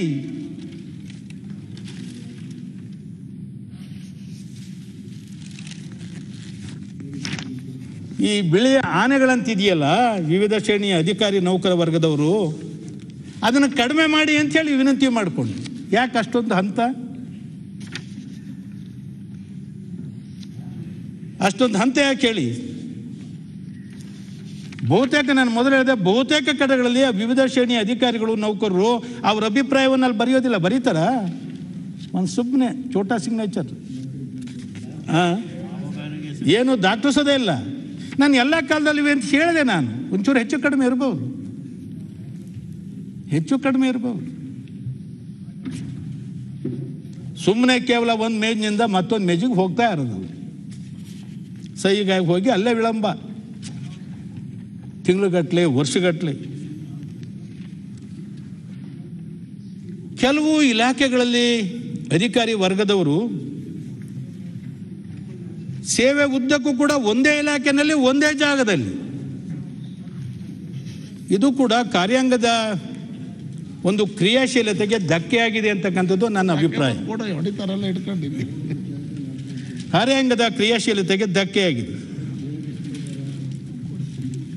ನಾನು ಅವ್ರಿಗೆ ಹೇಳಿದೆ, newness will create some activism, ಹೊಸಬರನ್ನು ತನ್ನಿ, ಬದಲಾವಣೆ ಮಾಡಿ. ಒಂದೇ ಸರಿ 100% ಬದಲಾವಣೆ ಮಾಡೋಕ್ಕಾಗದೇ ಇದ್ರೂ ಕೂಡ 1/3 ಭಾಗನಾರು ಕೂಡ ಬದಲಾವಣೆ ಮಾಡಿ, ವಿಪರೀತವಾದಂತಹ 10 ಶ್ರೇಣಿಗಳು 9 ಶ್ರೇಣಿಗಳು ಅದನ್ನು ಕಡಿಮೆ ಮಾಡಿ, ಹಾಗೆ ಮಾಡ್ತಾ ಇದ್ರೆ ಕಾರ್ಯಾಂಗವನ್ನು ಚುರುಕುಗೊಳಿಸಲಿಕ್ಕೆ ಸಾಧ್ಯ ಆಗ್ತದೆ ಅಂತಕ್ಕಂಥ ಅಭಿಪ್ರಾಯವನ್ನು ಹೇಳಿದ್ದೆ. ಅನೇಕ ಸಂದರ್ಭಗಳಲ್ಲಿ ಸರ್ಕಾರದ ಹಣ ತುರ್ತಾಗಿ ಬಿಡುಗಡೆ ಆಗಬೇಕಾಗ್ತದೆ. ಆ ಸಂದರ್ಭಗಳಲ್ಲೂ ಕೂಡ ಇದೇ ಪ್ರಕ್ರಿಯೆ ಅನುಸರಿಸಿದರೆ ಸಾರ್ವಜನಿಕರ ಕೆಲಸವನ್ನಗಳನ್ನು ನಾವು ಹೇಗ್ತಾನೆ ಮಾಡಲಿಕ್ಕೆ ಸಾಧ್ಯ ಆಗ್ತದೆ ಅನ್ನೋದನ್ನು ಸರ್ಕಾರದವರು ಅಧ್ಯಕ್ಷರೇ, ರಾಮಸ್ವಾಮಿ ಅವರು ಭಾಳ ಒಳ್ಳೆಯ ರೀತಿಯಿಂದ ಮಾತಾಡ್ತಾ ಇದ್ದಾರೆ. ಒಂದೇ ಒಂದು ಅದರಲ್ಲಿ ಜೋಡಿಸ್ಲಿಕ್ಕೆ ಬಯಸ್ತೇನೆ. ಹೋದ ವರ್ಷ ಅಣ್ಣ ಕೇಳ್ರಿ, ಹೋದ ವರ್ಷ PWD ಮೇಲೆ ನನ್ನ ಕ್ಷೇತ್ರದಲ್ಲಿ ಒಂದು ಹೈವೇ ಬಿಟ್ಟು ಹೋಗಿತ್ತು. ಅಂದರೆ ಈಗ ಬಾಂಬೆ ಹೈದರಾಬಾದ್ ಏನು ಹೈವೇ ಇದೆ, ಅದು ಮನ್ನ ಕೇಳಿ ಅಂತೇಳಿ ಒಂದು ಊರಿನಿಂದ ಹೋಗ್ತಿತ್ತು. ಅದು ಹೈವೇ ಮಾಡ್ಕೊಂಡಿದ್ದಾರೆ. ಇದು ಮೇನ್ ಹೈವೇ ಬಿಟ್ಟು MDR ಕನ್ವರ್ಟ್ ಮಾಡಿದ್ದಾರೆ. ನಾ ಕ್ವಶನ್ ಕೇಳಿದೆ, ಅದು ಸ್ಟಾರ್ ಆಗಿತ್ತು. PWD ಮಂತ್ರಿಗಳು ಅವತ್ತು ಎದ್ದು ಇಲ್ಲಿದು ಭಾಳ ಶೀಘ್ರದಲ್ಲೇ 3 ಕೋಟಿ ಅಂದಾಜೆ ಆಗುತ್ತೆ, ಅದಕ್ಕೆ ನಾನು ಚಾಲನೆ ಕೊಡ್ತೀನಿ ಅಂತ ಹೇಳಿದ್ರು ಹೌಸಲ್ಲಿ. ಗೌಡ್ರ ಅದು ಆಯಿತಾ, ಕೋವಿಡ್ ಬಂತು, ಎಲ್ಲರೂ ಮನೆ ಸೇರಿದೆವು, ಎಲ್ಲಿ ಹೊರಗೆ ಹೋಗಲಿಲ್ಲ. ಜೂನ್ನಲ್ಲಿ ನಾನು ಲೆಟ್ರ್ ಕೊಟ್ಟೆ ಒಂದು, ಇದಕ್ಕೆ ಸ್ವಲ್ಪ ಚಾಲನೆ ಕೊಡಬೇಕು ಅಂತೇಳಿ. ಅದು ಏನಾಗಲಿಲ್ಲ. ಮತ್ತು ನಾನೇ ಬಂದು ಕೂತ್ಕೊಂಡು ಮೊನ್ನೆ ಡಿಸೆಂಬರ್ನಲ್ಲಿ ಮಂತ್ರಿಗಳ ಹತ್ರ ಕೈನಿಂದ ಬರ್ಸ್ಬಿಟ್ಟೆ. ಇಬ್ಬರಿಗೂ ಫೋನ್ ಮಾಡಿ ಹೇಳಿಸ್ದೆ, ಯಾರಿಗೆ ಅಲ್ಲಿ ನಮ್ಮ ಗುಲ್ಬರ್ಗ ಸಿಇಗೆ, ಆಮೇಲೆ ನಮ್ಮ ಎಕ್ಸಿಕ್ಯೂಟಿವ್ದಿಂದ ಇಮ್ಮಿಡಿಯೇಟ್ ಇದು ಪ್ರಪೋಸಲ್ ಕಳಿಸ್ರಿ ಅಂತೇಳಿ. ಇಲ್ಲಿ PWDದವ್ರು ಯಾರ ಇದ್ರೆ ಗಮನಿಸಬೇಕು ಅಧಿಕಾರಿಗಳು. ಅಲ್ಲಿಂದು ಇಲ್ಲಿ ಸೆಕ್ರೆಟ್ರಿಯೇಟಿಗೆ ಬಂತು. ನಾನೇ ಸ್ವತಃ ಸೆಕ್ರೆಟ್ರಿ ಹತ್ರ ಹೋದೆ. ಅಲ್ಲಿ ಹೋಗಿ ಇದು ಮಂತ್ರಿಗಳು ಬರೆದಿದ್ದಾರೆ, ಇದಕ್ಕೆ ಇಮ್ಮಿಡಿಯೇಟ್. ಸೆಕ್ರೆಟ್ರಿ ಏನು ಮಾಡಿದ್ರು, ಇದು ನಮಗೆ ಬರೋದಿಲ್ಲ, ಇದು ಹೈವೇಗೆ ಬರುತ್ತೆ ಅಂತೇಳಿ ಬರ್ಕೊಟ್ರು ವಾಪಸ್ಸು. ನಾನೆಂದೆ ಇದು ಹೈವೇ ಅಲ್ಲ, ಹೈವೇನಿಂದ MDRಗೆ ಬಂದಿದೆ, ಇದಕ್ಕೆ ದುಡ್ಡು ಕೊಡಬೇಕಾಗಿದೆ, ಅಲ್ಲಿ ಜನ ಸ್ಟ್ರೈಕ್ ಮಾಡ್ತಾ ಇದ್ದಾರೆ ಅಂತ ಹೇಳಿದೆ. ಮತ್ತೆ ಅಲ್ಲಿಂದು ವಾಪಸ್ ಕಳಿಸ್ದೆವು. ಮತ್ತೆ ಸೆಕ್ರೆಟ್ರಿಗೆ ಫೋನ್ ಮಾಡಿ ಅದೇ, ಸರ್ ಹಿಂಗದೆ, ಇಲ್ಲ ಇಮ್ಮಿಡಿಯೇಟ್ ನಾನು ಕೊಡ್ತೀನಿ. ಆಮೇಲೆ ಅವರು ಅಲ್ಲಿ ಸಿಇಗೆ ಫೋನ್ ಮಾಡಿದ್ರು, ಇಲ್ಲ ಸರ್ ಅದು ನಮ್ಮ ಹತ್ರ ಲೆಟ್ರೇ ಬಂದಿಲ್ಲ ಅಂತ. ಮೊನ್ನೆ 4ನೇ ತಾರೀಕು, ಮಾರ್ಚ್ 4ನೇ ತಾರೀಕು ಮತ್ತೊಂದು ಲೆಟ್ರ್ ಹಾಕಿದ್ದಾರೆ ಅವರು. ಅಲ್ಲ ವ್ಯವಸ್ಥೆ.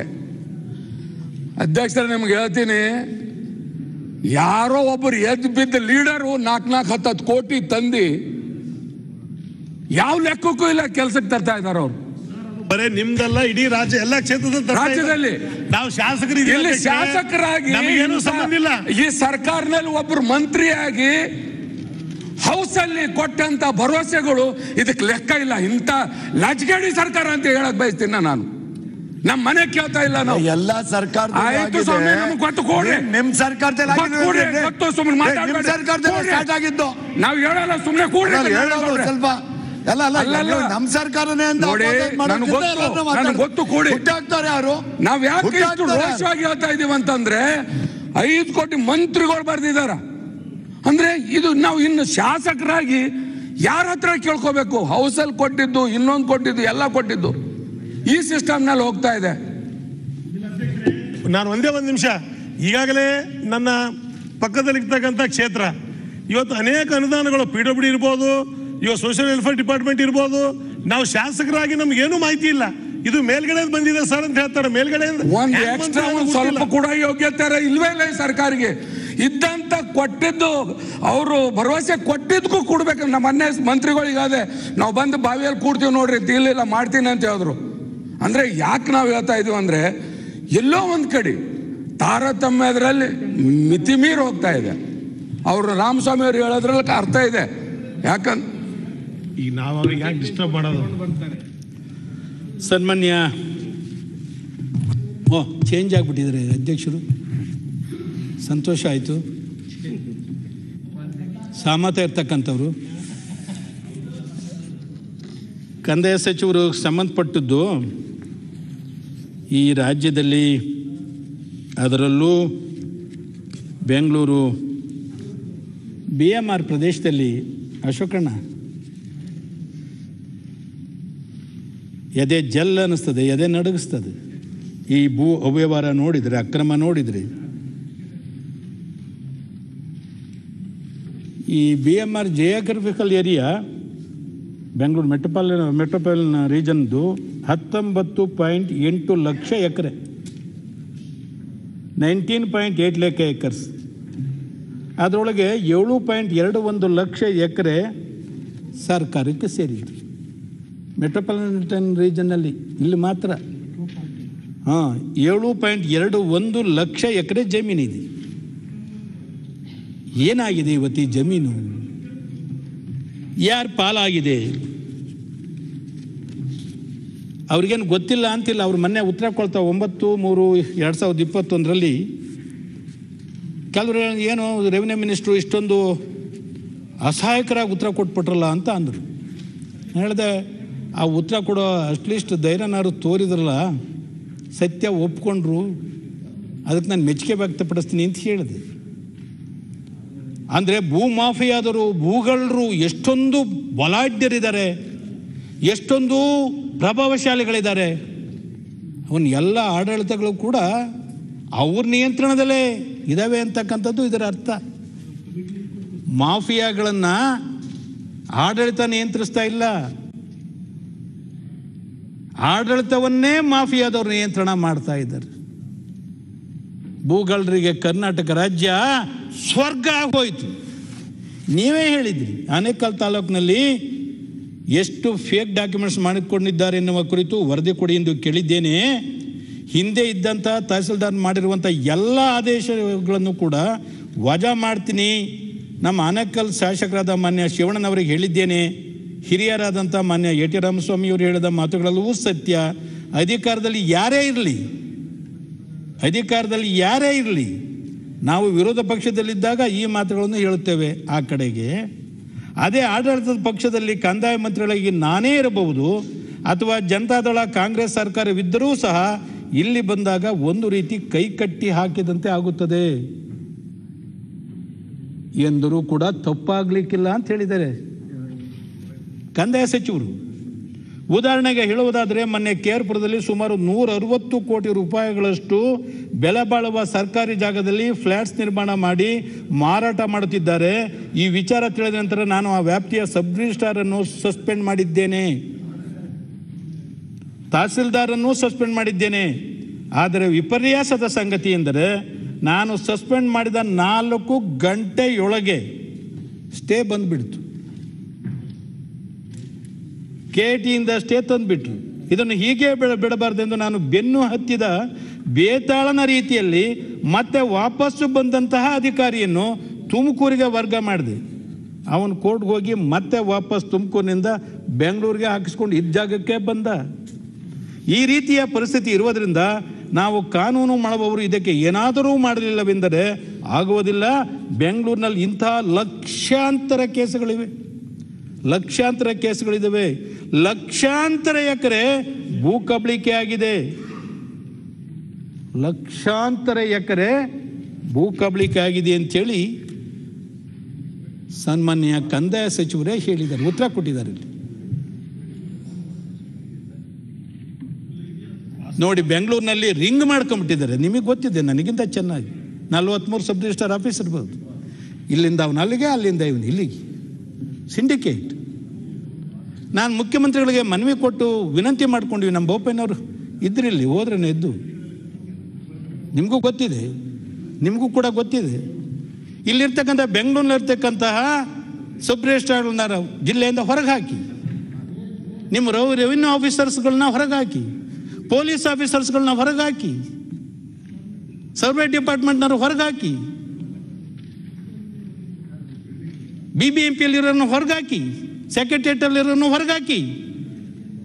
ನಿಮ್ಗೆ ನ್ಯೂನೆಸ್ ಕ್ರಿಯೇಟ್ ಆಗಿ ಆಗ್ತದೆ, ಆಡಳಿತದಲ್ಲಿ ಚುರುಕು ಬರ್ತದೆ ಅಂತ ಹೇಳಿ ವಿನಂತಿ ಮಾಡಿಕೊಂಡೆ. ಅಂದರೆ ನನಗೆ ಡಿಸ್ಟರ್ಬ್ ಮಾಡ್ತಿದ್ರೇನು?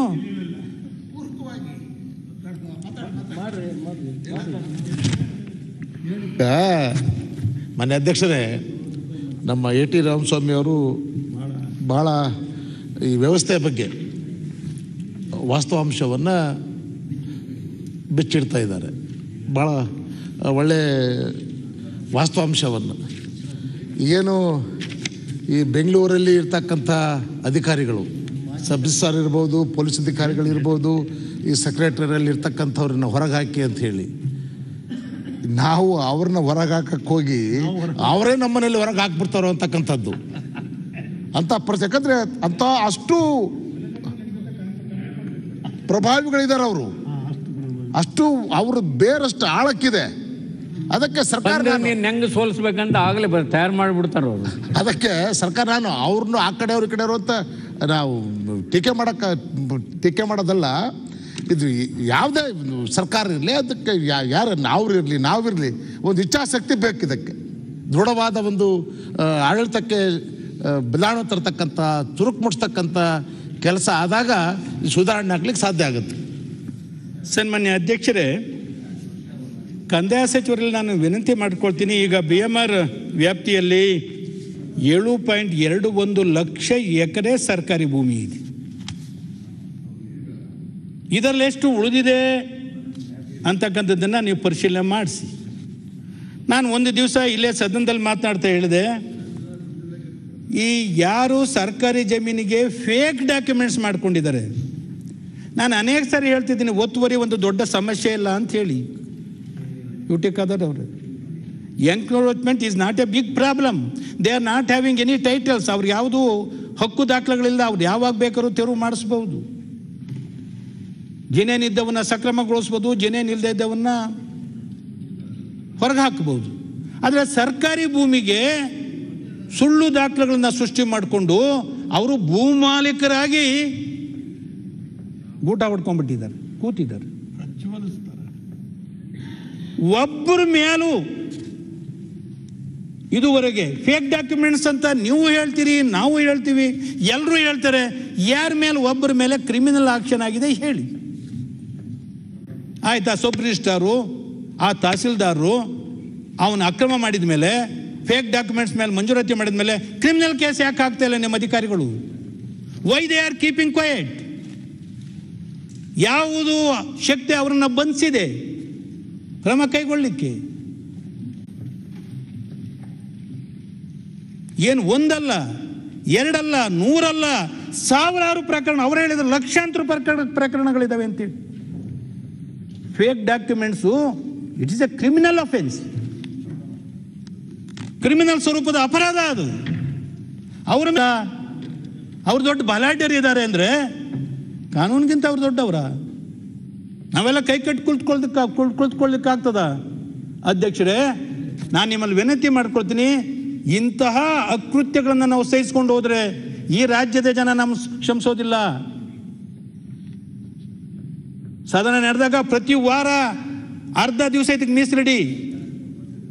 ಈ ರಾಜ್ಯದ ಆಯವ್ಯಯ ಏನಿದೆ ಈಗ 2,43,000 ಕೋಟಿ ಅಲ್ಲ, 47,000 ಕೋಟಿ. 2 ವರ್ಷದ ಬಜೆಟ್ ದುಡ್ಡನ್ನ ಬರೀ ಈ BMR ವ್ಯಾಪ್ತಿ ಏನಿದೆ ಅಲ್ಲೇ ನಾವು ತಂದು ಕೊಡಬಹುದು. ಕೊಡ್ಲಿಲ್ಲ ಅಂದ್ರೆ ನಾನು ಈ ಸದನಕ್ಕೆ ಬರೋದಿಲ್ಲ. ಈ ಸವಾಲನ್ನು ನಾನು ಸ್ವೀಕಾರ ಮಾಡ್ತೀನಿ.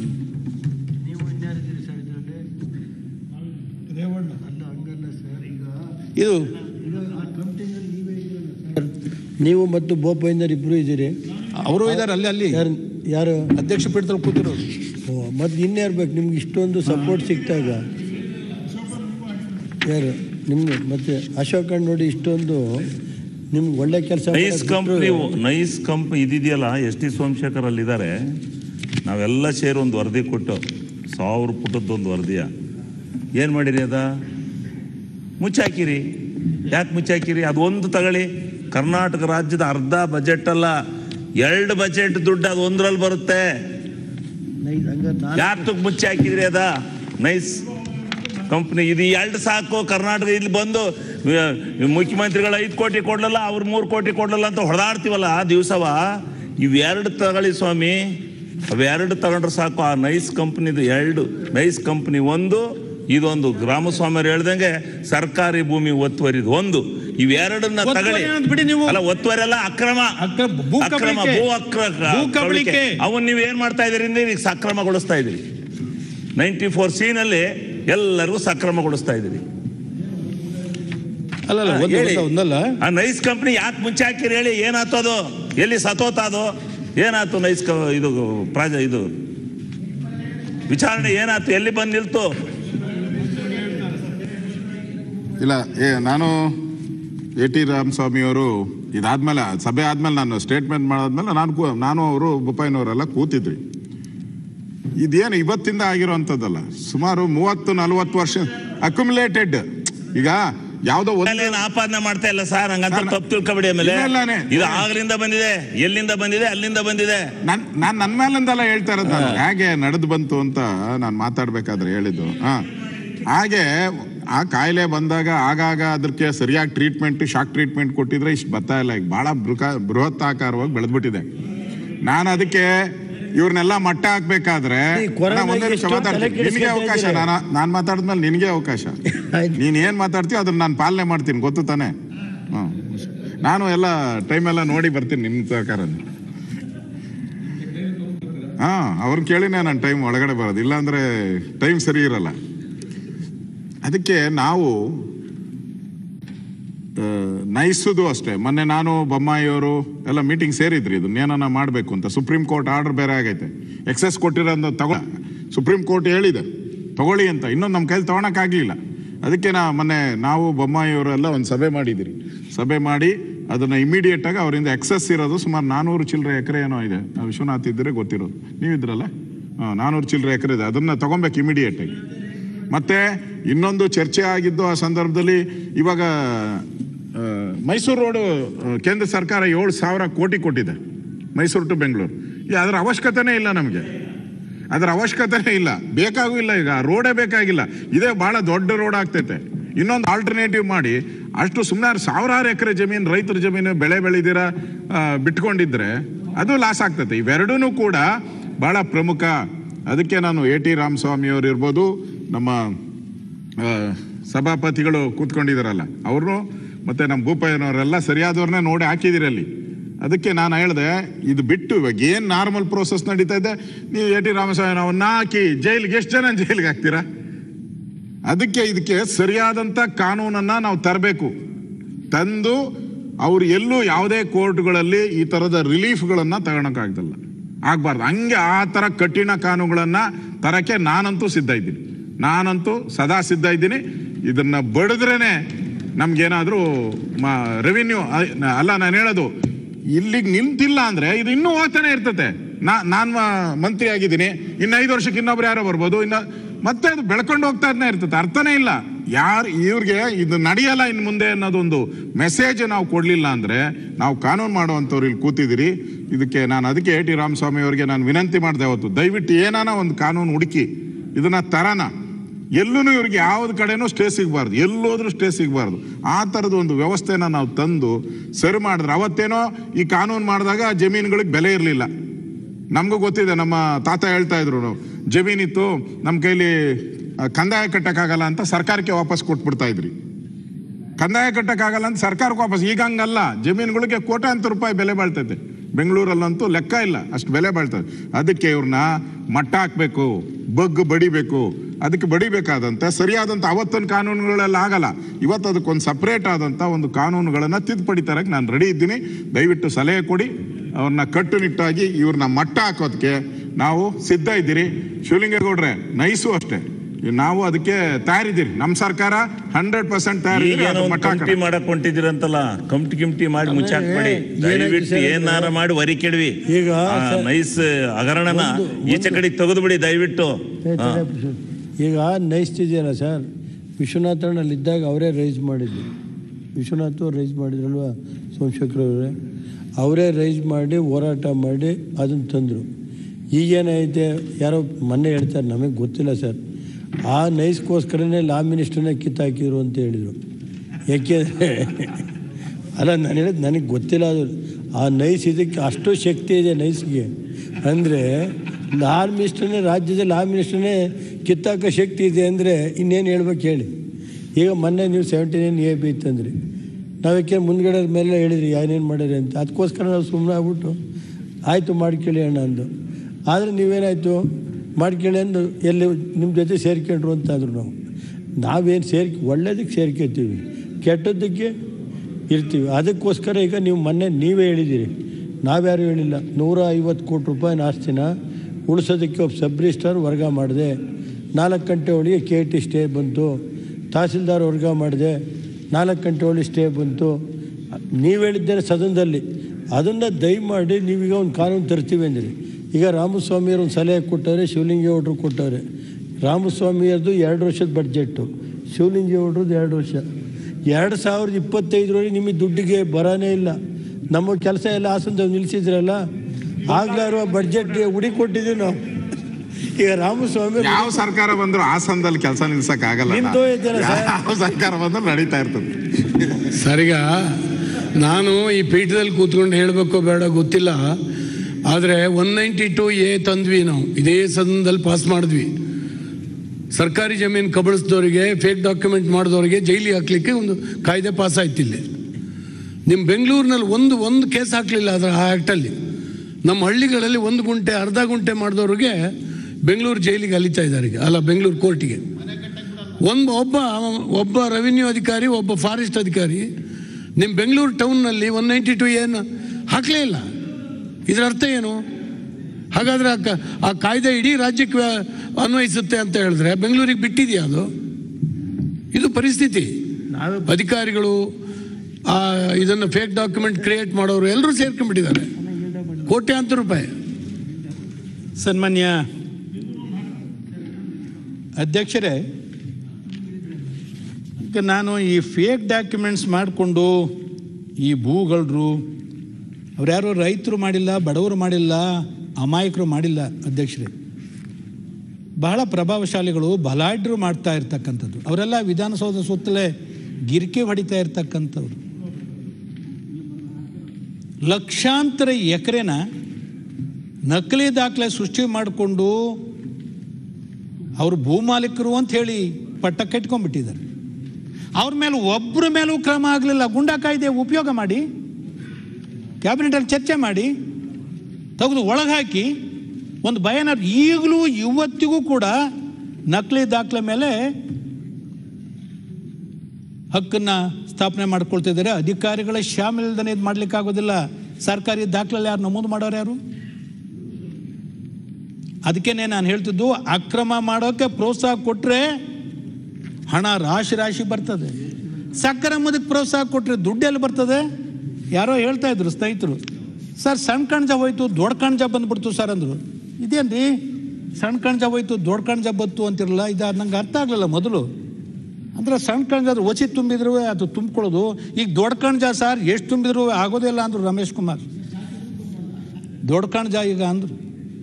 ಅಕ್ರಮ ಮಾಡೋದ್ರಿಂದ ದೊಡ್ಡ ಕಣ್ಜ ಪ್ರೋತ್ಸಾಹ ಕೊಡೋದ್ರಿಂದ ದೊಡ್ಡ ಕಣ್ಜ ತುಂಬಿಸ್ಕೊಳ್ಳಿಕ್ಕಾಗ್ತದೆ ಅಂತೇಳಿ ಮೌನವಾಗಿಬಿಟ್ರೆ ನಾವೆಲ್ಲವ ಆಡಳಿತ ನಡೆಸೋರು ಮೌನವಾಗಿಬಿಟ್ರೆ ಇತಿಹಾಸ ನಮ್ಮನ್ನು ಕ್ಷಮಿಸೋದಿಲ್ಲ. ಕರ್ನಾಟಕ ರಾಜ್ಯದ ಜನರು ಕೂಡ ಕ್ಷಮಿಸೋದಿಲ್ಲ. ನೀವು ಆನೇಕಲ್ ತಾಲೂಕು ಹುಲಿಮಂಗಲ್ದು ಹೇಳುವಾಗ ಆ ಮಾತನ್ನು ಹೇಳಿದ್ರಿ ಉತ್ತರ ಕೊಡುವಾಗ. ನೋಡಿ, ಆ ಹುಲಿಮಂಗಲದಲ್ಲೇ 154, 155, 156, 350 ಸೇರಿ 470 ಎಕರೆ 17 ಗುಂಟೆ ಇರ್ತಕ್ಕಂಥದ್ದು. ಅದಕ್ಕೆ ಹೇಳ್ತಾರೆ, ಯಾವಾಗ ಹಂಚಿಕೆ ಮಾಡಲಾಗಿತ್ತು ಅಂದರೆ ಮಂಜೂರಿ ದಾಖಲೆ ಲಭ್ಯ ಇಲ್ಲ. 4 ಸರ್ವೆ ನಂಬರ್ಗೂ ಮಂಜೂರಾತಿ ದಾಖಲೆ ಲಭ್ಯ ಇಲ್ಲ. ಮಂಜೂರಾತಿ ಮಾಡೇ ಇಲ್ವಲ್ಲ, ನಕಲಿ ದಾಖಲೆ ಮೇಲೆ ಅವ್ನು ಮಾಡ್ಕೊಂಡಿರೋದು. ಇದನ್ನು ಗೌರ್ಮೆಂಟಿಗೆ ಫರ್ಫಿಟ್ ಮಾಡ್ಕೊಳ್ಳಿ, ಮುಟ್ಗೋಲು ಹಾಕ್ಕೊಳ್ಳಿ. ವಿರೋಧ ಪಕ್ಷದ ನಾಯಕರು ಮುಖ್ಯಮಂತ್ರಿಗಳಾಗಿದ್ದಾಗ ನೆನಪಿರ್ಬೋದು ಸರ್ ನಿಮಗೆ, ಒಬ್ಬರು ಪೊಲೀಸ್ ಕಮಿಷನರು ಜಾಲು ಹೋಬಳಿ ಗಡೇನಹಳ್ಳಿನಲ್ಲಿ ಸರ್ವ ನಂಬರ್ 22ರಲ್ಲಿ 8 ಎಕರೆ ನಕಲಿ ದಾಖಲೆ ಮಾಡ್ಕೊಂಡಿದ್ರು ಅವ್ರ ಕುಟುಂಬದ ಹೆಸರಿಗೆ. ನಾವು ಸ್ಟ್ರೈಕ್ ಮಾಡಿದ್ವಿ ಪುರಭವನದ ಮುಂದೆ 39 ದಿವಸ. ಫರ್ಫಿಟ್ ಮಾಡ್ಕೊಂಡೆ ಅಂತ ಹೇಳಿದ್ರಿ, ಮುಟ್ಗೋಲು ಹಾಕ್ಕೊಂಡೆ ಅಂತ ಹೇಳಿದ್ರಿ. ನೀವು ಮುಟ್ಗೋಲು ಹಾಕ್ಕೊಂಡ್ರೆ ಸಾಲದು, ಅವ್ರ ಮೇಲೆ ಕ್ರಮ ಆಗಬೇಕು ಅಂತ ಹೇಳಿದೆ ಅವ್ರಿಗೆ. ಒಬ್ಬ ಸೈಕಲ್ ಕದ್ರೇ ಅವನ ಕಳ್ಳ ಅಂತೇಳಿ ಕ್ರಿಮಿನಲ್ ಕ್ರಮ ಕೈಗೊಳ್ತೀರಿ, ಅವ್ರ ಮೇಲೆ ಕೈಗೊಳ್ತಾ ಇಲ್ಲ. ಬಡವರಿಗಾದ್ರೆ ಶಿಕ್ಷೆ, ಬಲಾಢ್ಯರಿಗಾದ್ರೆ ರಕ್ಷಣೆ ಅಂತ ಹೇಳಿ ವಿನಂತಿ ಮಾಡ್ಕೊಂಡಿದ್ದೆ. ಹಂಗೆ ಫರ್ಫಿಟ್ ಮಾಡ್ಕೊಳ್ಳಿ.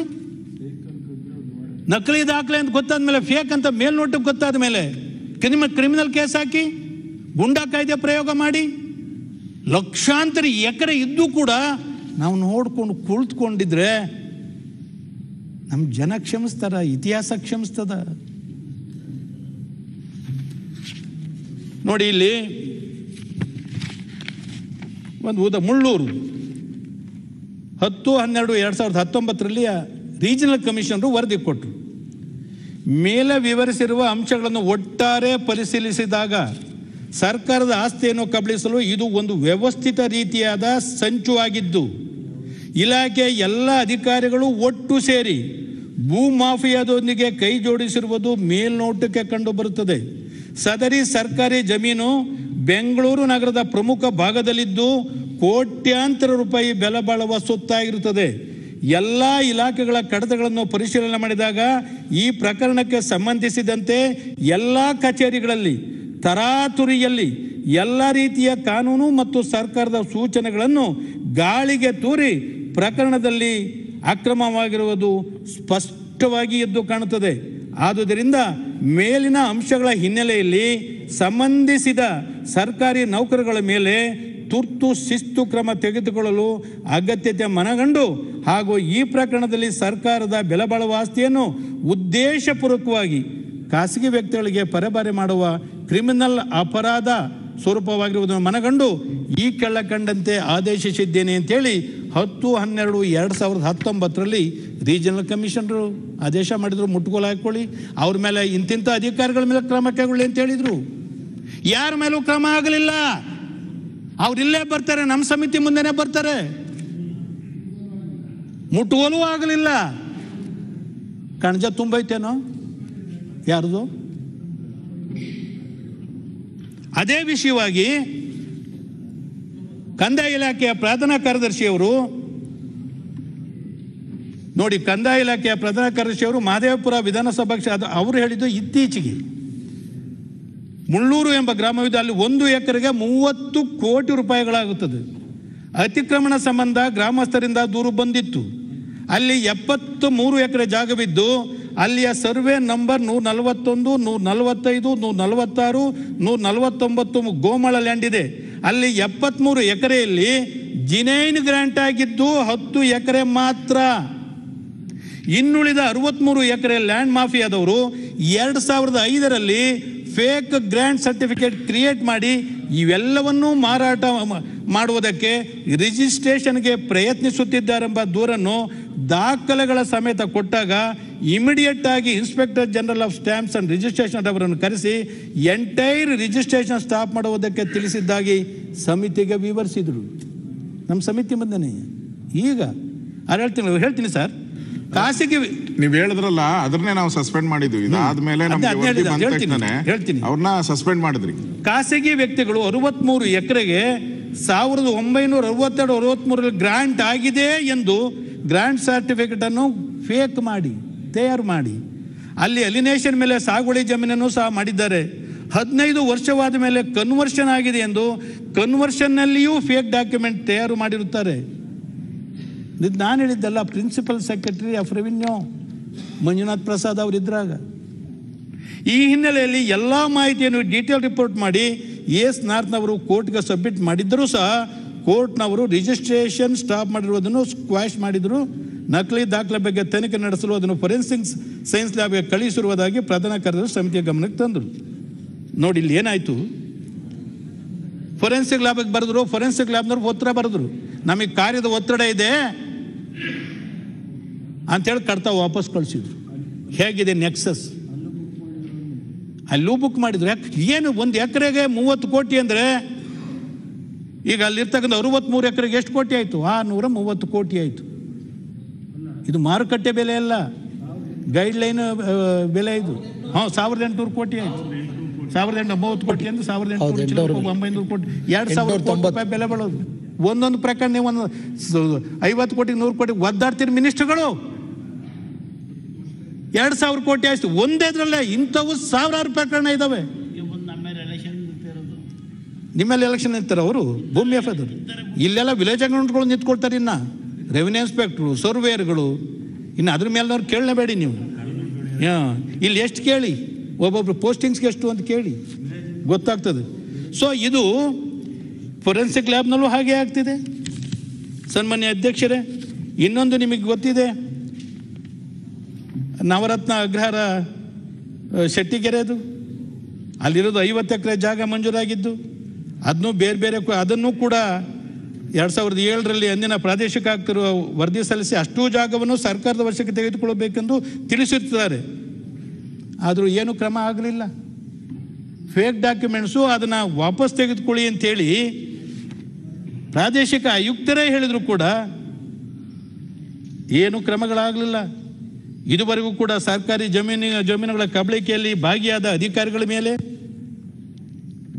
ಕ್ರಮ ತೆಗೆದುಕೊಳ್ಳಿ ಅಂತ ಹೇಳಿದ್ರು ಕೂಡ ಅವರು ಕೂಡ ಶಾಮೀಲಾಗಿದ್ದಾರೆ ಅಂತೇಳಿ ಒಬ್ಬ ಅಧಿಕಾರಿಯ ಮೇಲೂ ಕೂಡ ಕ್ರಮ ಆಗಲಿಲ್ಲ ಅಂತಂದರೆ ಏನು ಸರ್ ಇದು? ಏನು ಹೇಳಬೇಕು ಸರ್? ತಾವೇ ಹೇಳಿ. ಈ ಸಂಪಿಗೆ ಹಳ್ಳಿ ಎಫ್ಐಆರ್ ನೀಡಿರುವ ಮಾಹಿತಿಯನ್ನು ಯಲಹಂಕ ಹೋಬಳಿ ಚೊಕ್ಕನಹಳ್ಳಿ ಗ್ರಾಮದ್ದು 21 ಎಕರೆ 19 ಗುಂಟೆ ಅದು ಸರ್ಕಾರಿ ಅಂತ ಹೇಳಿ ಪಾಣಿನಲ್ಲಿದೆ. ಸರ್ಕಾರಿ ಅಂತ ಹೇಳಿ ಇದ್ರೂ ಕೂಡ ಸಬ್ ರಿಜಿಸ್ಟ್ರಾರು ರಿಜಿಸ್ಟರ್ ಮಾಡಿಕೊಡ್ತಾರೆ. ಇದರಲ್ಲಿ ಮೋಸ, ಸರ್ಕಾರಕ್ಕೆ ವಂಚನೆ, ಚೀಟಿಂಗ್ ಮಾಡುವ ಉದ್ದೇಶದಿಂದಲೇ ಮಾಡಿರೋದು, ಹಣಕ್ಕೋಸ್ಕರ. ನೋಡುವಾಗ ಸಬ್ ರಿಜಿಸ್ಟ್ರಾರ್ ಹೆಸರು ಬಿಟ್ಬಿಟ್ರು ನೋಂದಣಿ ಮಾಡೋದು ಅಂತ. ನಿಮಗೆ ಗೊತ್ತಿರ್ಬೋದು ಅಧ್ಯಕ್ಷರು, ಯಾಕೆ ಅವ್ರು ದುಡ್ಡು ಕೊಟ್ಟರು ಬಿಟ್ಟರು ಸ್ಟೇಷನ್ಗಳಲ್ಲಿ. ಅವ್ರು ಕಂಪ್ಲೇಂಟ್ ತೊಗೊಂಡೋದ್ರೆ 1 ದಿನಗಟ್ಟಲೆ ಕಾಯಿಸ್ತಾರೆ ಸ್ಟೇಷನ್ಗಳಲ್ಲಿ. ಇಂಥ ಕಂಪ್ಲೇಂಟ್ ತೆಗೆದುಕೊಂಡು ಹೋದ್ರು ಯಾರೀತ ಕಾಪಾಡಲಿಕ್ಕಿದ್ದಾರೆ ಅವರು? Upparpet police station number 1 police station ಇಡೀ ರಾಜ್ಯಕ್ಕೆ. ಸರ್ ಯಾಕೆ sir Upparpet police station number 1 police station ಇಡೀ ರಾಜ್ಯದಲ್ಲಿ? ಕಾನೂನು ಸುವ್ಯವಸ್ಥೆ ಅಷ್ಟೊಂದು ಚೆನ್ನಾಗಿದೆಯಾ ಏನು ಸರ್? ಅಲ್ಲ, ಕಾನೂನು ಸುವ್ಯವಸ್ಥೆ ಭಾಳ ಚೆನ್ನಾಗಿರ್ಬೇಕಲ್ಲಿ. ಯಾವುದರಲ್ಲಿ? ಇದರಲ್ಲ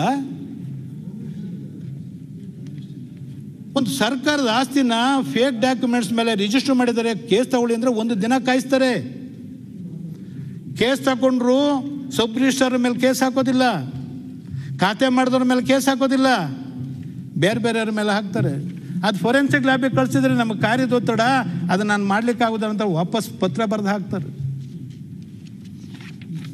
ಆಡಳಿತ ಹೇಗಾಗಿದೆ, ಎಷ್ಟು ಮಟ್ಟಿಗಿದೆ, ಏನೇನು ಆಗ್ತಾ ಇದೆ, ಇದು ನೀವೆಲ್ಲ ಗಮನಿಸಬೇಕು ಅಂಥೇಳಿ ನಾನು ವಿನಂತಿ ಮಾಡಿಕೊಳ್ತೀನಿ. ಇವತ್ತು ಗುತ್ತಿಗೆ ಕೊಟ್ಟಿದ್ದಾರಲ್ಲ, ದಾಖಲೆಗಳೇ ಇಲ್ಲ ಸರ್ಕಾರದ ಬಳಿ, ಕಂದಾಯ ಇಲಾಖೆ ಬಳಿ.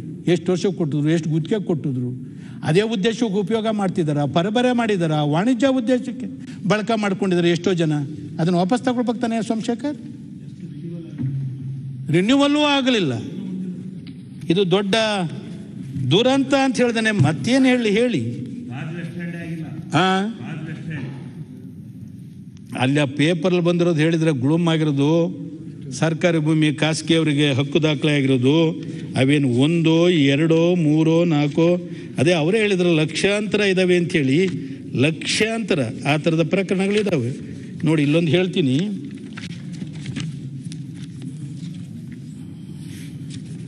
ಸರ್ಕಾರಿ ಭೂಮಿ ಹೆಂಗೆ ಖಾಸಗಿಯವರಿಗೆ ಹಕ್ಕು ದಾಖಲೆ ಮಾಡಿಕೊಡ್ತಾರೆ, ಖಾಸಗಿಯವರಿಗೆ ಹಂಗೆ ಹಕ್ಕು ದಾಖಲೆ ಆಗಿ ಹೋಗಿದ್ದಾವೆ ಅವು.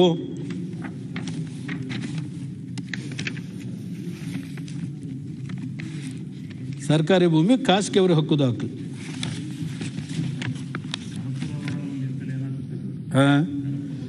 ಹೇಳ್ತೀನಿ ನೋಡಿ, ಇಲ್ಲಿ ಕರ್ನಾಟಕ ಸರ್ಕಾರ ಕಂದಾಯ ಇಲಾಖೆ ಕೊಟ್ಟಿರೋದು. ಅಶೋಕ್ ಅವರೇ, ತಾವು ಗಮನಿಸಿರ್ಬೋದು ಇದನ್ನು. ನಿಮ್ಮ ಪ್ರಾದೇಶಿಕ ಆಯುಕ್ತರ ಪರಿಶೀಲನಾ ವರದಿ ಕೊಟ್ಟಿರ್ತಕ್ಕಂಥದ್ದು.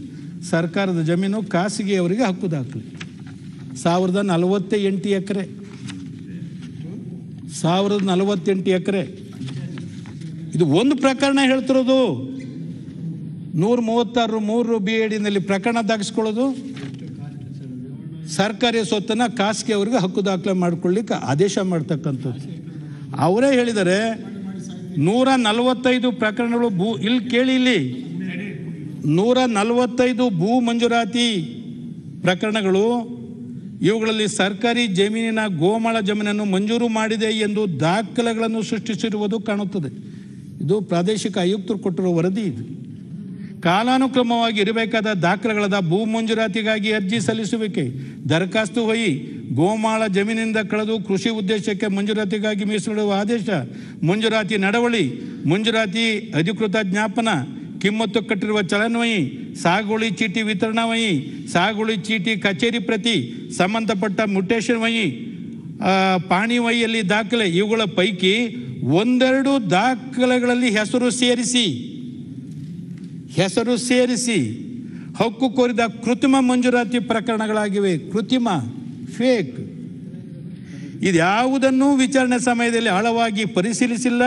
ಕಾಲಾನುಕ್ರಮವಾಗಿ ನಿರ್ವಹಿಸಬೇಕಾಗಿರುವ 12 ಅಧಿಕೃತ ದಾಖಲೆಗಳಲ್ಲಿ ಒಂದೆರಡು ಜೆರಾಕ್ಸ್ ಅನುಮಾನಾಸ್ಪದವಾಗಿ ಸೇರಿಸಿ ಮಂಡಿಸಿದ ದಾಖಲೆಗಳ ಆಧರಿಸಿ ಲಿಖಿತವಾದ ಜೆರಾಕ್ಸ್ ಪ್ರತಿಗಳು ಹಕ್ಕನ್ನು ಪ್ರತಿಪಾದಿಸುವುದಿಲ್ಲ ಅಂತೇಳಿ ಅಷ್ಟು ಜಮೀನನ್ನು 1048 ಎಕರೆ ತಗೊಳ್ಳಿ ಅಂತೇಳಿ ಒಂದೇ ಆದೇಶದಲ್ಲಿ ಮಾಡಿದ್ದಾರೆ ಪ್ರಾದೇಶಿಕ ಆಯುಕ್ತರು. 7 ಸಂಪುಟಗಳಿದಾವೆ ನೋಡಿ, ತಕ್ಕೊಳಕ್ಕಲ್ಲ. ಅವರೇ ನಮ್ಮನ್ನು ನಿಯಂತ್ರಿಸ್ತಿದ್ದಾರೆ ಅಂತ ನೇರವಾಗಿ ಹೇಳಿದ್ನಲ್ಲ ಸರ್, ಅವರೇ ನಮ್ಮನ್ನು ನಿಯಂತ್ರಿಸ್ತಾ ಇದ್ದಾರೆ. ನಿಮ್ಮ 2 ವರ್ಷದ ಬಜೆಟ್ ಹಣ ಬರೀ BMR ವ್ಯಾಪ್ತಿಯಲ್ಲಿ ಸಿಗ್ತದೆ. ದಯವಿಟ್ಟು ಆ ಕಡೆಗೆ ಗಮನ ಕೊಡಿ.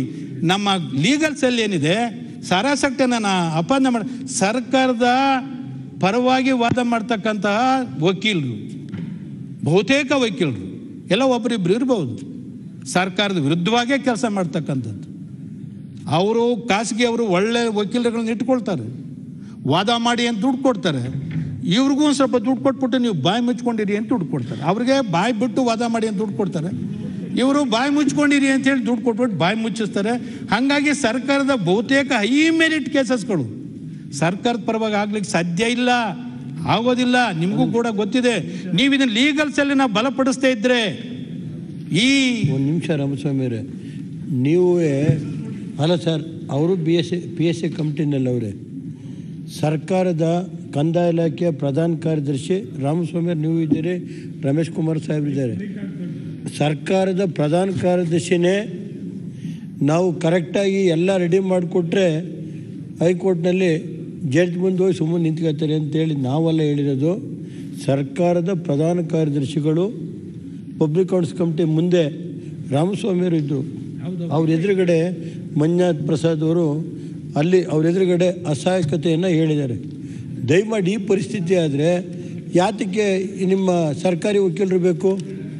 ಎಷ್ಟು ಕೇಸ್ಗಳು ಸರ್ಕಾರದ ಪರ ಮಾಡ್ತಾರೆ ಸ್ವಾಮಿ? ಇವತ್ತು ಹೈಕೋರ್ಟಲ್ಲಿ 5 ವರ್ಷ 10 ವರ್ಷ 20 ವರ್ಷ ಆದರೂ ಬಿದ್ದವೆ. ಯಾರು ಕೇಳೋರು ಯಾರೂ ಇಲ್ಲ. ಇವತ್ತು ಅವ್ರು ನಾನು ಹೇಳೋದು 100 ಕೋಟಿ ರೂಪಾಯಿನ ಆಸ್ತಿನ ಸರ್ಕಾರದ ವಕೀಲರು ಈ ಪರಿಸ್ಥಿತಿ ಸರ್ಕಾರದ ವಕೀಲರಿಗೆ ಎಂಟೈರ್ ಮಾಹಿತಿನ ಕೊಟ್ಟು ರೆಡಿ ಮಾಡಿಕೊಟ್ರೆ ಅಲ್ಲಿ ಬಾಯೇ ಬಿಡೋದಿಲ್ವಂತೆ ಜಡ್ಜ್ ಹತ್ರ. ಆ ಪರಿಸ್ಥಿತಿ ಇದೆ ಅಂತಾರೆ. ದಯಮಾಡಿ ಅದನ್ನು ರಾಮಸ್ವಾಮಿಯವರು ಹೇಳ್ತಾ ಇರೋದಕ್ಕೆ ನಾನು ಹೇಳಿದ್ದೆ. ರೇವಣ್ಣವ್ರೆ, ರಾಮಸ್ವಾಮಿಯವರು ಇಷ್ಟೊತ್ತು ನಾ ಹೇಳಿದ್ರಲ್ಲ, ಅದೇ ಕೇಸ್ನ ನಾನು ಕೋಟ್ ಮಾಡಿದ್ದು ನಾನು. ನಮ್ಮ ಕಮಿಷನರ್ ಅವರು ರೆವಿನ್ಯೂ ಸೆಕ್ರೆಟ್ರಿ ಪರ್ಸ್ನಲ್ಲಾಗಿ ಅದನ್ನು ಭಾಳ ಇನಿಷಿಯೇಟಿವ್ ತೊಗೊಂಡು ಅದನ್ನು ಹ್ಯಾಂಡಲ್ ಮಾಡಿದ್ರು. ಇದಕ್ಕೆ ಕೊನೆ ಎಂಡು ಮುಟ್ಸಪ್ಪ ಅಂತಂದೆ, ಆಗಲೇ ಇಲ್ಲ ಮುಟ್ಸೋಕ್ಕೆ. ಯಾಕೆಂದರೆ ಮತ್ತೆ ಕೋರ್ಟ್ಗೆ ಹೋಯ್ತು. ಕೋರ್ಟ್ಗೆ ಹೋದ ತಕ್ಷಣವೇ ನಾವು ಸಬ್ ರಿಜಿಸ್ಟ್ರದ್ದು ಈ ನಂಬರ್ನ ಯಾರು ರಿಜಿಸ್ಟರ್ ಮಾಡಬಾರ್ದು ಅಂತ ಸಬ್ ರಿಜಿಸ್ಟ್ರ್ಗಳಿಗೆ ಲೆಟ್ರ್ ಬರೆದ್ರಿ. ಲೆಟ್ರ್ ಮೇಲೆ ನಾವು ಲೆಟ್ರ್ ಬರೆದ್ರಿ ರಾಮಸ್ವಾಮಿಯವರೇ. ಸರ್ಕಾರ ನೀವು ಹೇಳಿದ್ರಲ್ಲ ಅವಾಗ ಎಲ್ಲರೂ ನಾವೆಲ್ಲ ಒಂದೇ, ಇಲ್ಲಿ ಅಲ್ಲಿ ಚೇಂಜ್ ಆಗ್ತಾ ಇರ್ತೀರಷ್ಟೇ. ನಾವು ಲೆಟ್ರ್ ಬರೆದ್ರಿ, ಯಾರು ನಮ್ಮ ಪ್ರಿನ್ಸಿಪಲ್ ಸೆಕ್ರೆಟರಿ ಲೆಟ್ರ್ ಬರೆದು ನನ್ನ ಆದೇಶದ ಪ್ರಕಾರ ಬರೆದು ಈ ಸರ್ವೆ ನಂಬರು, ತಾವು ಹೇಳಿದ ಸರ್ವೆ ನಂಬರು KR-ಪುರದ್ದು, ಎಲ್ಲೂ ಸಬ್ ರಿಜಿಸ್ಟರ್ ಆಫೀಸಲ್ಲಿ ರಿಜಿಸ್ಟರ್ ಆಗಬಾರ್ದು ಅಂತ ಲೆಟ್ರ್ ಬರೆದ್ಬಿಟ್ರಿ. ನಾವೇನು ತಿಳ್ಕೊಂಡ್ರೆ ಆಯಿತು, ಇನ್ನು ಯಾವ ನಮ್ಮ ಇದಂತ. ಅದಾದಮೇಲೆ ರಿಜಿಸ್ಟ್ರೇಷನ್ ಆಗಿರೋದು, ಅದಾದಮೇಲೆ ನಾವು ಸಸ್ಪೆಂಡ್ ಮಾಡಿರೋದು, ಅದಾದಮೇಲೆ ಅವನ್ನ ತುಮಕೂರ್ಗೆ ಹಾಕಿದ್ದು, ಮತ್ತೆ ಅವನು ವಾಪಸ್ ಇಲ್ಲಿಗೆ ಬಂದಿದ್ದು, ಮತ್ತೆ ನಾವು ಕೋರ್ಟ್ಗೆ ಹೋದ್ರಿ. ಇಷ್ಟೆಲ್ಲ ಆದಮೇಲೆ ಮತ್ತೆ ಕೋರ್ಟ್ಗೆ ಹೋಗಿ ಅವನು ಫೇಕ್ ರೆಕಾರ್ಡ್ ಅಂತ ನಾವು ಹೇಳಿದ್ರಿ. ಇದನ್ನ ಕೋರ್ಟಲ್ಲಿ ಇದು ಫೇಕು, ಒರಿಜಿನಲ್ ತಹಸೀಲ್ದಾರ್ ಇದಲ್ಲ ಅಂತ. ಅಲ್ಲಿ ಅದು ಆಗಲೇ ಇಲ್ಲ, ನಮ್ಗೆ ಆಗಲೇ ಇಲ್ಲ. ಅಲ್ಲ, ಅದಕ್ಕೆ ಏನಾಯ್ತು ಅಂದ್ರೆ ಹೇಳಿದ್ರಲ್ಲ ಅವರು ಒತ್ತಡ, ಅದೇನೋ ಹೇಳಿದ್ರಲ್ಲ ಅವನು ಜುಡಿಷಿಯಲ್ ಅಲ್ಲೇ ಇದುವರೆಗೂ ನಾನು ಹೇಳ್ತಾ ಇದ್ದೀನಲ್ಲ, ಈ ತರದ್ದು ಯಾವುದೂ ಈ ತರ ಫೇಕ್ ರೆಕಾರ್ಡ್ ಎಲ್ಲೆಲ್ಲಾಗಿದೆ ಜುಡಿಷಿಯಲ್ ಅಲ್ಲೇ ತಪ್ಪಿರ್ಬೇಕು. ಅಲ್ಲಲ್ಲ, ಇಲ್ಲ ನಮ್ಮ ತಪ್ಪಿರ್ಬೇಕು, ನಮ್ದೇ ಅದನ್ನ ಆಡಳಿತದ ವ್ಯವಸ್ಥೆ ತಪ್ಪಿರ್ಬೇಕು. ಇಲ್ಲ ಹಂಗಿಲ್ಲ. A.T. ರಾಮಸ್ವಾಮಿ ಅವರು ಹೇಳಿದ್ರು, ನೀವು ಅಬ್ಸರ್ವ್ ಮಾಡಿಲ್ಲ. ಅವ್ರು ಏನ್ ಹೇಳಿದ್ರು, ಕೋರ್ಟ್ ಅಲ್ಲಿ ಹೆಂಗ್ ನಡೆಯುತ್ತೆ, ಲಾಯರ್ ಏನು ಎಲ್ಲ ಹೇಳಿದಾರೆ. ನಾನು ಹೇಳಕ್ ಆಗಲ್ಲ, ಅದನ್ನ ಅವ್ರು ಹೇಳಿದ್ದಾರೆ. ಇದನ್ನ ಸರ್ಕಾರಿ ಸಚಿವರೇ, ಇದನ್ನೇನಾದ್ರು ನಾವು ಪರಾಮರ್ಶೆ ಮಾಡಿ ಯಾವ್ಯಾವ ಮೂಲದಲ್ಲಿ ಏನೇನಿದೆ ತಪ್ಪುಗಳು ಕಂಡುಹಿಡಿದ ಹೋದ್ರೆ ನಮ್ಮ ರಾಜ್ಯಕ್ಕೆ ನಾವೇ ಬೆಂಕಿ ಹಾಕಿತೀವಿ ತಿಳ್ಕೊಳ್ಳಿ. ಇದನ್ನ ಎಲ್ಲಿದೆ ಮೂಲ ತೆಗೆದು ಕಿತ್ತಾಕ್ಬೇಕು, ಬೇರ್ ಸಮೇತ ಎಲ್ಲರೂ ಒಂದಾಗ್ಬೇಕು, ಪಕ್ಷ ಭೇದ ಮರಿಬೇಕು, ಎಸಿಬೇಕು ಆಚೆ ಕಡಿಕೆ. KIT ನೀವು ಯಾರ ಅದಕ್ಷ ಅಧಿಕಾರಿಗಳಿಗೆ ಸ್ಟೇ ಕೊಡ್ತಾರೆ ಅಂತೀರಿ, ಆ ಸ್ಟೇ ಕೊಡೋದು ಯಾವುದು? KIT ತೆಗೆದಾಕಿ. KIT-ನ ಏನಾಗುತ್ತೆ? KIT ತೆಗೆದಾಕಿರೆ ಏನ್ ದೇಶ ಮುಳುಗೋಗ್ಬಿಡುತ್ತಾ? ಒಟ್ಟಾರೆ ಅಶೋಕಣ್ಣ ದಯಮಾಡಿ ನ್ಯಾಯಾಂಗದಿಂದನೇ ನ್ಯಾಯ ಸಿಗ್ತಾ ಇಲ್ವೇ ಅನ್ನೋ ಅಸಹಾಯಕತೆನ ಈ ವಿಧಾನಸಭೆಯಲ್ಲಿ ತೋಡ್ಕೊಳ್ಳೋದಾದ್ರೆ ವಿಧಾನಸಭೆ ನಾವ್ ಯಾಕಿರ್ಬೇಕು? ಅಶೋಕಣ್ಣ ನೀವು ಸಮರ್ಥನೆ ಇಲ್ಲಿ ಅಸಹಾಯಕತೆ ಪ್ರಶ್ನೆ ಉದ್ಭವ ಆಗಲ್ಲ. ಇದು ಯಾಕೆಂದ್ರೆ ಇದು ನಾವು ನೋಡ್ತಾ ಇದೀವಿ, ಅಸಹಾಯಕತೆನೇ ಇದು. ನೀವು ಸರ್ಕಾರ ನಡೆಸಿದೀರಾ, ನಾವು ಸರ್ಕಾರ ಕಾಂಗ್ರೆಸ್ ಅವರು ನಡೆಸಿದ್ದಾರೆ. ಇದೇನು ಇವತ್ತಿನ ಕಾಯಿಲೆ ಅಲ್ಲ, ಇದು ಅವತ್ತಿಂದ ಬಂದಿರೋ ಕಾಯಿಲೆ. ಇದು ಇವತ್ತಾದ್ರೂ ನಾವು ಅದಕ್ಕೊಂದು ಕಾಯಿಲೆಗೆ ಸರಿಯಾಗಿ ಮದ್ದು ಕಂಡುಹಿಡಿಬೇಕಷ್ಟೇ. ಮಾಡಿದಿರೋ ಅಲ್ಲ, ನಾನು ಹೇಳೋ ಒಂದೇ ನಿಮಿಷ. ಈಗ ಯಾವ್ದಾವ್ದು ನಾವು ಪ್ರಸ್ತಾವ ಮಾಡ್ತಾರೆ, ಇಷ್ಟು ಕೋರ್ಟ್ ಕೇಸ್ ಹಾಕಿದಿರಿ, ಇಷ್ಟು ಕೋರ್ಟ್ಗಳಲ್ಲಿ ನಡೀತಾ ಇದೆ. ಇಲ್ಲ ಸ್ಟೇ ಆರ್ಡರ್ ಇದೆ, ಇಲ್ಲ ಕೋರ್ಟ್ಗಳಲ್ಲಿ ಸರ್ಕಾರ ಇತ್ತು. ಇವ್ ಮೂರಲ್ಲಿ ಯಾವ ತಪ್ಪು ಮಾಡ್ತಾವೆ? ಇವರಲ್ಲಿ ಮೂರಲ್ಲಿ ಯಾರು ತಪ್ಪು ಮಾಡ್ತಾ ಇರೋದು? ಯಾರು ಆಕ್ರಿ ಬಲಿ ಅವನ್ನ? ಏನು ನಾವು ಬರೀ ಶಾಸಕಾಂಗರೇ ತಪ್ಪು ಹೊತ್ಕೊಂಡು ಹೋಗೋದ ತಲೆ ಮೇಲೆ?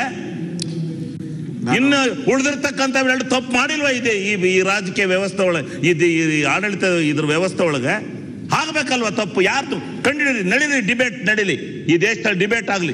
ಈ ಮೂರರಲ್ಲಿ ಯಾವ ತಪ್ಪು ಅನ್ನೋದನ್ನ ವಿಮರ್ಶೆ ಮಾಡೋಣ. ವಿಮರ್ಶೆ ಮಾಡಿ ಯಾರು ತಪ್ಪಿದೆ ಅನ್ನೋದನ್ನ ತಲೆಬಾಗಿ ಶಿರಸ ವಹಿಸಿ ನಡ್ಕೊಳ್ಳೋಣ. ಕಳೆದ 30-40 ವರ್ಷಗಳಲ್ಲಿ ಇದೇನು ಇವತ್ತೇನು ಬಂದಿಲ್ಲ. ಇವೆಲ್ಲ ಕೇಸ್ಗಳು ಇವತ್ತು ನಾವೇನು ಕೇಸ್ಗಳು ಹಾಕಿ 30-40 ವರ್ಷದಲ್ಲಿ ಕೇಸ್ಗಳು ಆಗ್ಬಿಟ್ಟಿದೆ ಕೋರ್ಟಲ್ಲಿ, ಸಿವಿಲ್ ಕೋರ್ಟಲ್ಲಿ, ಹೈಕೋರ್ಟಲ್ಲಿ ನಡೀತಾ ಇದೆ. ಇನ್ನು ಅಗೇನ್ ಅಷ್ಟು ಈಸಿಯಾಗಿ ಯಾವುದೇ ಸರ್ಕಾರ, ಕಾಂಗ್ರೆಸ್ ಸರ್ಕಾರ ಇರ್ಬೋದು, ನಮ್ಮ ಸರ್ಕಾರ ಇರ್ಬೋದು, ನಿಮ್ಮ ಸರ್ಕಾರ ಇರ್ಬೋದು, ಯಾವುದೇ ಅಧಿಕಾರಿಗಳು, ಹೈಯರ್ ಲೆವೆಲ್ ಅಧಿಕಾರಿಗಳು ಯಾರು ಬಿಟ್ಟಿಲ್ಲ. ಅವ್ರಿಗಾಗ ಬಿಟ್ಟಿಲ್ಲ. ಇಷ್ಟು ಅವ್ರ ಹೆಸರಲ್ಲಿ ಪಾಣಿ ಮಾಡೋಕ್ಕೂ ಬಿಟ್ಟಿಲ್ಲ. ಪಾಣಿ ಮಾಡಿದ್ರೆ ಅದಕ್ಕೂ ಸ್ಟೇ ತಗೊಂಡಿದ್ರಿ. ಕಳೆದ 20-30 ವರ್ಷ ಅವ್ರು ಫೈಟ್ ಮಾಡಿದ್ರು ಕೂಡ ಅವ್ರಿಗೆ ಪೊಸಿಷನ್ ತಗೊಳಕ್ಕೆ ಆಲ್ಮೋಸ್ಟ್ ಆಲ್ 90% ಕೇಸಲ್ಲಿ ನಾವು ಬಿಟ್ಟಿಲ್ಲ. ಎಲ್ಲ ಸರ್ಕಾರಗಳು ಬಿಟ್ಟಿಲ್ಲ. ಆದರೆ ನಾನು ಮೂಲಕ್ಕೆ ಹೇಳಿರೋಂಥದ್ದು, ಇದಕ್ಕೆ ಇನ್ನೊಂದು ಸಮಗ್ರವಾದಂಥ ಕಾನೂನನ್ನು ತಂದು ಅದನ್ನು ಮಟ್ಟ ಹಾಕ್ಬೇಕು. ಇಲ್ಲಾಂದರೆ ಸಿವಿಲ್ ಕೋರ್ಟ್ ಆಯಿತು, ಹೈಕೋರ್ಟ್ ಆಯಿತು, ಸುಪ್ರೀಂ ಕೋರ್ಟ್, ಹಿಂಗೆ ಎಷ್ಟು ವರ್ಷಗಳು ಹೋಗ್ತೈತೆ. ಸರ್ಕಾರಿ ಜಮೀನ ಉಳಿಸ್ಕೊಳಕ್ಕೆ ಇಷ್ಟೊಂದು ದೊಡ್ಡ ಪ್ರಯತ್ನಗಳಾಗಬೇಕಾದ್ರೆ ಸರ್ಕಾರ ನಡೆಸೋವಂಥದ್ದಕ್ಕೆ ಸರಿ ಇಲ್ಲ. ಅದಕ್ಕೋಸ್ಕರ ನಾನು ಭೂಪಯ್ಯನವರಿಗೆ, A.T. ರಾಮಸ್ವಾಮಿ ಅವರಿಗೆ ನಾನೇ ಹೇಳಿದ್ದೀನಿ, ಇದು ಇವತ್ತು ಬಂದಿದೆ ಅಂತಲ್ಲ, ನಾನು ಒಂದು ವಾರದಿಂದನೇ ಅವ್ರ ಹತ್ರ ಚರ್ಚೆ ಮಾಡಿದ್ದೀನಿ. ಏನಾದರೂ ಒಂದು ಕಾನೂನನ್ನು ತರನ, ನೀವು ಸಲಹೆ ಕೊಡಿ ಅಂತ ಹೇಳಿದ್ದೀನಿ. ಈಗ ಅವರ ಸಮಿತಿನೂ ಕೂಡ, ಇವರ ನೇತೃತ್ವದಲ್ಲಿ ಸಮಿತಿ ಕೂಡ ಮಾಡಿದಿರಿ. ಇದರ ಸಮಿತಿ ಅದರ ವರದಿ, ಫೈನಲ್ ವರದಿ ಕಾಯ್ದೆ. ನಾವು ಇದಕ್ಕೇನಾನು ಕಾನೂನು ಈ ಸದನದಲ್ಲೇ ತಗೊಳ್ಳಿ ತೀರ್ಮಾನ. ನಂದೆ ಈ ಸದನದಲ್ಲೇ ಒಂದು ತೀರ್ಮಾನ ಕಠಿಣವಾದಂತ ತಗೊಳ್ಳಿ. ಗೃಹ ಸಚಿವರು ಬಂದಿದ್ದಾರೆ, ರಾಮಸ್ವಾಮಿ ಲಾ ಮಿನಿಸ್ಟರ್ ಇದ್ದಾರೆ ಅಂತಕ್ಕಂಥ ಒತ್ತಾಯವನ್ನೇ ನಾನು ಮಾಡ್ತಾ ಇರ್ತಕ್ಕಂಥದ್ದು. ಈಗ ಫೇಕ್ ಡಾಕ್ಯುಮೆಂಟ್ಸ್ ಅಲ್ಲಿ ಏನಾಗ್ತಾ ಇದೆ, ಏನು ಕೊಟ್ಟಿದೆ, ನಾವೇನು ಕಮಿಟಿಲಿ ತೀರ್ಮಾನ ಮಾಡಿ ಸೂಚನೆಗಳನ್ನು ಕೊಡ್ತೇವೆ, ಅದನ್ನು ಸರ್ಕಾರ ಇಂಪ್ಲಿಮೆಂಟ್ ಮಾಡಬೇಕು ಅನ್ನೋದು ನಮಗೆ ಇರುವಂಥದ್ದು.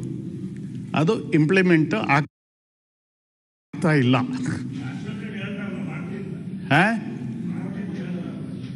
ಏನೋ ರಿಪೋರ್ಟ್ ಎಲ್ಲ ಎಲ್ಲ ಕ್ರಮ ತಗೊಳ್ತೀನಿ ನೀವು. ಎವ್ರಿ ಮೀಟಿಂಗು ಏನಾಗ್ತಾ ಇದೆ ಅದನ್ನು ತಕ್ಷಣ ಕಂದಾಯ ಇಲಾಖೆ ಕಳಿಸ್ತದೆ, ಸರ್ಕಾರಕ್ಕೆ ಮುಖ್ಯಮಂತ್ರಿಗಳ ಕಚೇರಿ ಕಳಿಸುತ್ತೆ, ಚೀಫ್ ಸೆಕ್ರೆಟರಿ ಅವರಿಗೆ ಕಳಿಸುತ್ತೆ, ಎಲ್ಲರಿಗೂ ಕಳಿಸ್ತಾ ಇದ್ದೀವಿ. ಕಳಿಸಿಲ್ಲ ಅಂತೇನಿಲ್ಲ, ಫೈನಲ್ ರಿಪೋರ್ಟ್ ಅಂತಲ್ಲ. ವೀಕ್ಲಿ ಏನು ಡಿಸೈಡ್ ಮಾಡ್ತೇವೆ ಮೀಟಿಂಗಲ್ಲಿ, ನೆಕ್ಸ್ಟ್ ಡೇ ನಾವು ಕಳಿಸ್ಕೊಡ್ತಾ ಇದ್ದೇವೆ. ಅದನ್ನು ಎಷ್ಟು ಅಧಿಕಾರಿಗಳು ಓದ್ತಾರೆ, ಅದನ್ನು ಇಂಪ್ಲಿಮೆಂಟ್ ಮಾಡೋಕ್ಕೆ ಏನು ಗಮನ ಹರಿಸ್ತಾರೆ ಅನ್ನೋದು ಈಗ ಪ್ರಶ್ನೆ. ಅಧ್ಯಕ್ಷರೇ, ಸನ್ಮಾನ್ಯ ಉಪಾಧ್ಯಕ್ಷರೇ, ಈಗ ಕಾರ್ಯಾಂಗ, ಶಾಸಕಾಂಗ, ಅದ್ರ ಜೊತೆ ನ್ಯಾಯಾಂಗನೂ ಇದೆ. ನ್ಯಾಯಾಂಗದಲ್ಲಿಯೂ ಸರ್ಕಾರಿ ವಕೀಲರು ಅಷ್ಟೇ ಹೇಳ್ತಾ ಇದ್ದಾರೆ.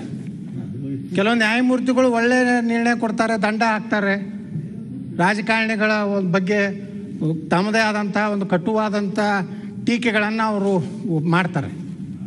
ನ್ಯಾಯಾಂಗದಲ್ಲಿಯೂ ಕೆಲವೊಂದು ನ್ಯಾಯಾಧೀಶರು ಒಳ್ಳೆಯವರದಾರೆ, ಅಲ್ಲಿಯೂ ರಿಟೈರ್ಮೆಂಟ್ ಬಂದಿರ್ತಾರೆ. ದೊಡ್ಡದೊಂದು ಗಂಟು ಸಿಗ್ತದೆ, ಯಾರಿಗೆ ಹೋಗೋ ಮುಂದೆ ಜಾತ್ರೆ ಮಾಡ್ಕೊಂಡು ಹೋಗೋಣ ಅಂತ ಅಂಥವ್ರು ಅಲ್ಲಿಯೂ ಅದಾರೆ. ಮೊದಲು ರಾಜಕಾರಣಿಗಳು ಎಷ್ಟು ಅಕ್ರಮ ಸರ್ಕಾರದ ನೀವು ಭೂಮಿ ಕದ್ದಿರೋ ನಿಮ್ಮ ಆತ್ಮ ಸಾಕ್ಷಿಯಾಗಿ ನೀವು ಹೊಳಿ ಕೊಟ್ಬಿಡ್ರಿ. ಬರೀ ಕತ್ತಿಗಳು ಎಲ್ಲರೂ ನಾಯ್ಸ್ ಬಗ್ಗೆ ಮಾತಾಡ್ತಾರೆ. ನಾಯ್ಸದಲ್ಲಿ ಜಾಗದಲ್ಲಿ ಯಾವ ರಾಜಕಾರಣಿಗಳು ಎಷ್ಟು ಜಮೀನಿದೆ? ಸಾವಿರಾರು ಎಕರೆ ಜಮೀನಿದೆ. ಅದು ಎಲ್ಲರೂ ಇಟ್ಕೊಂಡಾರೆ. ಸುಮ್ಮನೆ ಆ ಸರ್ಕಾರ ಮಾಡಿ ಇವ್ರು ಟೀಕೆ ಮಾಡೋದು, ಇವ್ರ ಸರ್ಕಾರ ಮಾಡೋ ಅವ್ರ ಟೀಕೆ ಮಾಡೋದು. ಆದರೆ ನಿಜವಾದ ಕಳ್ಳರು ಎಲ್ಲಿ ಅದಾರ ಅಂದರೆ ಇಲ್ಲೇ ಅದಾರೆ, ಹೊರ ಎಲ್ಲೂ ಇಲ್ಲ. ಬಸವರಾಜ ಯತ್ನಾಳ್ ಅವ್ರು ಹೇಳಿದ್ದು ಸತ್ಯ ಇದೆ. ಇದೊಂದು ಚರ್ಚೆ ಮಾಡೋಣ, ಯಾರ್ಯಾರ ಭೂಮಿ ಐತೆ ಆತ್ಮಶೋಧನೆ ಮಾಡೋಣ. ಬರೀ ಏನು ಬೇಡ. ತಲೆ ಮ್ಯಾಗ ಇಟ್ಕೊಂಡು ಕಲ್ಲು ಇಟ್ಕೊಂಡು ಅಲ್ಲಿ ಹೋರಾಟ ಮಾಡ್ತಾರೆ. ನೈಸ್ ಆಗಬಾರದು, ನೈಸ್ ಕೇಣಿ ವಿರುದ್ಧ. ಎಲ್ಲರೂ ರಾತ್ರಿ ಕೇಣಿ ಮನೆಗೆ ಇರ್ತಾರೆ. ಇಲ್ಲೇ ಫ್ಲೇಕಿ ಜಮೀನು ನೋಡಿದವರು ಎಷ್ಟು ಜನ ಇದ್ದಾರೆ, ಅದು ತನಿಖೆ ಆಗಲಿ. ಸನ್ಮಾನ್ಯ ಉಪಾಧ್ಯಕ್ಷರೇ, ಮೊದಲು ಲೀಡರ್ಗಳಿಂದ ಶುರುವಾಗಲಿ. ಯಾರ್ಯಾರು ಅಕ್ರಮ ಮಾಡಿದ್ರೆ ಮೊದಲು ಇದು ಮುಟ್ಟುಗಳು ಹಾಕಿ ಬೇರೆ ಸಾರ್ವಜನಿಕರು ನೆಕ್ಸ್ಟ್ ಹೋಗೋಣ. ಸನ್ಮಾನ್ಯ ಉಪಾಧ್ಯಕ್ಷರೇ, ಈಗ ಕಾಲ ಓಡ್ತಾ ಇದೆ. ನಾನೇ ಹೇಳ್ದೆ, ಕಾಲ ಹೋದ್ರೂ ವಾಪಸ್ ಬರೋಕ್ಕಲ್ಲ, ಕಾಸು ಹೋದ್ರೂ ವಾಪಸ್ ಬರ್ತದೆ.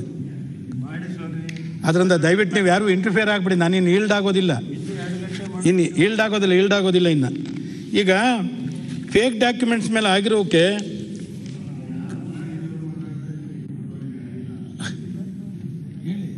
ಬೊಮ್ಮಾಯಿ ಸಾಹೇಬ್ರೆ, ಈಗ ನೀವು ಮತ್ತೆ ಕಾನೂನು ಸಚಿವರು ಇದ್ದೀರಿ, ಗೃಹ ಸಚಿವರಾಗಿದ್ದೀರಿ, ಇಲ್ಲಿ ಕಂದಾಯ ಸಚಿವರು ಇದ್ದಾರೆ. ನಾನೇನು ಹೇಳಕ್ ಕೊಟ್ಟೆ ಇಷ್ಟೇ, ಒಂದೇ ನಿಮಿಷ. ನಂದೇನು ನಿಮ್ಮ ಇದ್ರಲ್ಲಿ ಇಂಟರ್ಫಿಯರ್ ಆಗಲ್ಲ. ಇಷ್ಟು ತನಕ ಚರ್ಚೆ ಆಯ್ತಲ್ಲ, ಹೇಳಿದ್ರು ನಮ್ಮ ರೇವಣ್ಣ ಹೇಳಿದ್ರು, ಅಲ್ಲಿ ಅಧ್ಯಕ್ಷರಿದ್ದಾರೆ, ಸದಸ್ಯರಿದ್ದಾರೆ. ಪಾಪ ನೀವು ಯಾರು ಏನು ಮಾಡಲಿಲ್ಲದವ್ರು ಇದನ್ನು ಇಲ್ಲಿ ಮಾತಾಡ್ತಾ ಇದ್ದೀರಿ. ಅರಣ್ಯ ಇರೋದನ್ನೇ ಮಾಡೋರು ಯಾರು ಮಾತಾಡೋದಿಲ್ಲ, ಸುಮ್ಮನೆ ಇರ್ತಾರೆ. ಮಾಡೋರು ಯಾರು ಇಲ್ಲಿಲ್ಲ, ಮಾಡಿದವ್ರು ಯಾರು ಇಲ್ಲ, ಮಾತಾಡೋದಿಲ್ಲ. ನೀವು ಯಾರು ಏನೂ ಮಾಡಿಲ್ಲ, ನೀವು ಮತ್ತೆ ಹಿಂಗೆ ಅರಣ್ಯ ರೋಧನೆ ಆಗ್ತದೆ ಅಂತ ನಾನು ಹೇಳಿದ್ದು. ಸರ್, ಈಗ ಫೇಕ್ ಡಾಕ್ಯುಮೆಂಟ್ಸ್ ಮೇಲೆ ಒಂದು ನಿಮಿಷ ಸರ್, ಪುಟ್ಟಜನ, ಫೇಕ್ ಡಾಕ್ಯುಮೆಂಟ್ಸ್ ಮೇಲೆ ಸರ್ಕಾರಿ ಭೂಮಿನ ಕಬಳಿಕೆ ಮಾಡಿರೋರ ಮೇಲೆ ಇಲ್ಲ ಅವ್ರ ಭೂಮಿನ ಫರ್ಫಿಟ್ ಮಾಡ್ಕೊಳ್ಳಿ, ಕ್ರಿಮಿನಲ್ ಕೇಸ್ ಹಾಕಿ, ಗುಂಡಾ ಕಾಯ್ದೆ ಜಾರಿಗೆ ತನ್ನಿ. ಈಗ ಒಂದು ಕಡೆ ಕಾಯ್ದೆ ಏನಿದೆ, ಸರ್ಕಾರದ ಬಳಿ ಭೂ ಮಂಜೂರಾತಿ ದಾಖಲೆಗಳು ಲಭ್ಯ ಇಲ್ಲ ಅಂತೇಳಿ ಮಾಹಿತಿ ಕೊಡ್ತಾರೆ. ಯಾಕೆ ಮಂಜೂರಾತಿನೇ ಆಗಿಲ್ಲ, ಫೇಕ್ ಡಾಕ್ಯುಮೆಂಟ್ಸ್ ಮೇಲೆ ಒಂದು ಇಟ್ಕೊಂಡು ಹೋಗ್ತಾರೆ. ಯಾವುದೋ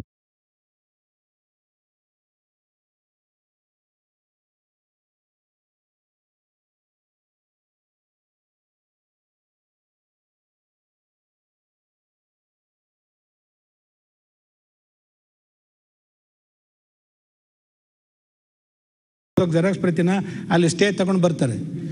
ಯಾರು ಭೂಮಿ ನಂದು ಅಂತ ಹೇಳ್ತಾನೋ ಭೂ ಕಬಳಿಕೆದಾರ, ಎಲ್ಲ ದಾಖಲೆಗಳನ್ನು ಪಡಿಸ್ಬೇಕಾಗಿರ್ತಕ್ಕಂಥದ್ದು ಅವನ ಜವಾಬ್ದಾರಿಕೆ ಅಂತಿದೆ. ಅವನು ಹಾಜರುಪಡಿಸ್ತಾ ಇದ್ರೆ you forfeit the lands, you book a criminal case. ಒಂದು 10 ಜನ 20 ಜನಕ್ಕೆ ಬಲಾಡ್ರಿಗೆ ಮಾಡಿ ಅವರೇ ಭಯಪಟ್ಕೊಂಡು ಎಲ್ಲ ಫೇಕ್ ಡಾಕ್ಯುಮೆಂಟ್ಸ್ನವ್ರು ಬಂದು ಸರೆಂಡರ್ ಆಗ್ತಾರೆ. ಎಲ್ಲಾದರೂ ಒಂದು ಕಡೆ ಕ್ರಮಗಳಾಗಬೇಕಲ್ಲ ಸರ್, ದಯಮಾಡಿ ಮಾಡಿ. ಈಗ ನೋಡಿ, ನಾನು ಹೇಳ್ತಾ ಇದ್ದೆ ಲೀಗಲ್ ಸೆಲ್ ನಮ್ಮದು ಭಾರಿ ವೀಕ್ ಇದೆ, ನಿಮಗೇನು ಗೊತ್ತಿಲ್ಲ ಅಂತಲ್ಲ, ಭಾಳ ವೀಕ್ ಇದೆ. ಸರ್ಕಾರದ ಹೈ ಮೆರಿಟ್ ಕೇಸಸ್ಗಳು ಕೂಡ ಸರ್ಕಾರದ ವಿರುದ್ಧವಾಗಿ ಆಗ್ತಾ ಇದ್ದಾವೆ. ಯಾಕೆ? ಪ್ರಧಾನ ಕಾರ್ಯದರ್ಶಿಯವರೇ ಸಮಿತಿ ಮುಂದೆ ಕಂದಾಯ ಇಲಾಖೆಯ ಪ್ರಧಾನ ಕಾರ್ಯದರ್ಶಿಗಳು ಹೇಳಿದ್ದು, ಹೈಕೋರ್ಟ್ ಪ್ರಾಬ್ಲಮ್ಗಳ ಬಗ್ಗೆ ವಿವರಿಸುತ್ತಾ ಇಲಾಖೆಗೆ ಬೇಕಾಗಿರುವಂತಹ ಅಡ್ವೊಕೇಟ್ರನ್ನು ನಿಯೋಜಿಸುತ್ತಿಲ್ಲ, ಪ್ರಕರಣಗಳನ್ನು ಅಡ್ವೊಕೇಟ್ ಜನರಲ್ ಅವರಿಗೆ ಕಳಿಸುತ್ತಾರೆ. ಅಲ್ಲಿ ಯಾರೋ ಒಬ್ಬರನ್ನು ಅಸೈನ್ ಮಾಡುತ್ತಾರೆ. ಇಲಾಖಾಧಿಕಾರಿಗಳು ಸರ್ಕಾರಿ ವಕೀಲರಿಗೆ ಪ್ರಕರಣದ ಬಗ್ಗೆ ಸಂಪೂರ್ಣವಾದ ಮಾಹಿತಿ ನೀಡಿದ್ದರೂ ಅವರುಗಳು ನ್ಯಾಯಾಲಯದಲ್ಲಿ ಸರ್ಕಾರದ ಹಿತದೃಷ್ಟಿಯಿಂದ ವಾದ ಮಂಡಿಸುತ್ತಿಲ್ಲವೆಂದು ಖೇದವನ್ನು ವ್ಯಕ್ತಪಡಿಸಿದರು. ಇದು ಸಮಿತಿ ಮುಂದೆ ಕಂದಾಯ ಇಲಾಖೆಯ ಪ್ರಧಾನ ಕಾರ್ಯದರ್ಶಿಗಳು. ಅಲ್ಲ, ಮಾನ್ಯ ಟಿ ರಾಮಸ್ವಾಮಿ ಅವರು, ನಿಮ್ಮ ಕಳಕಳಿನ ಮೆಚ್ತೇನೆ.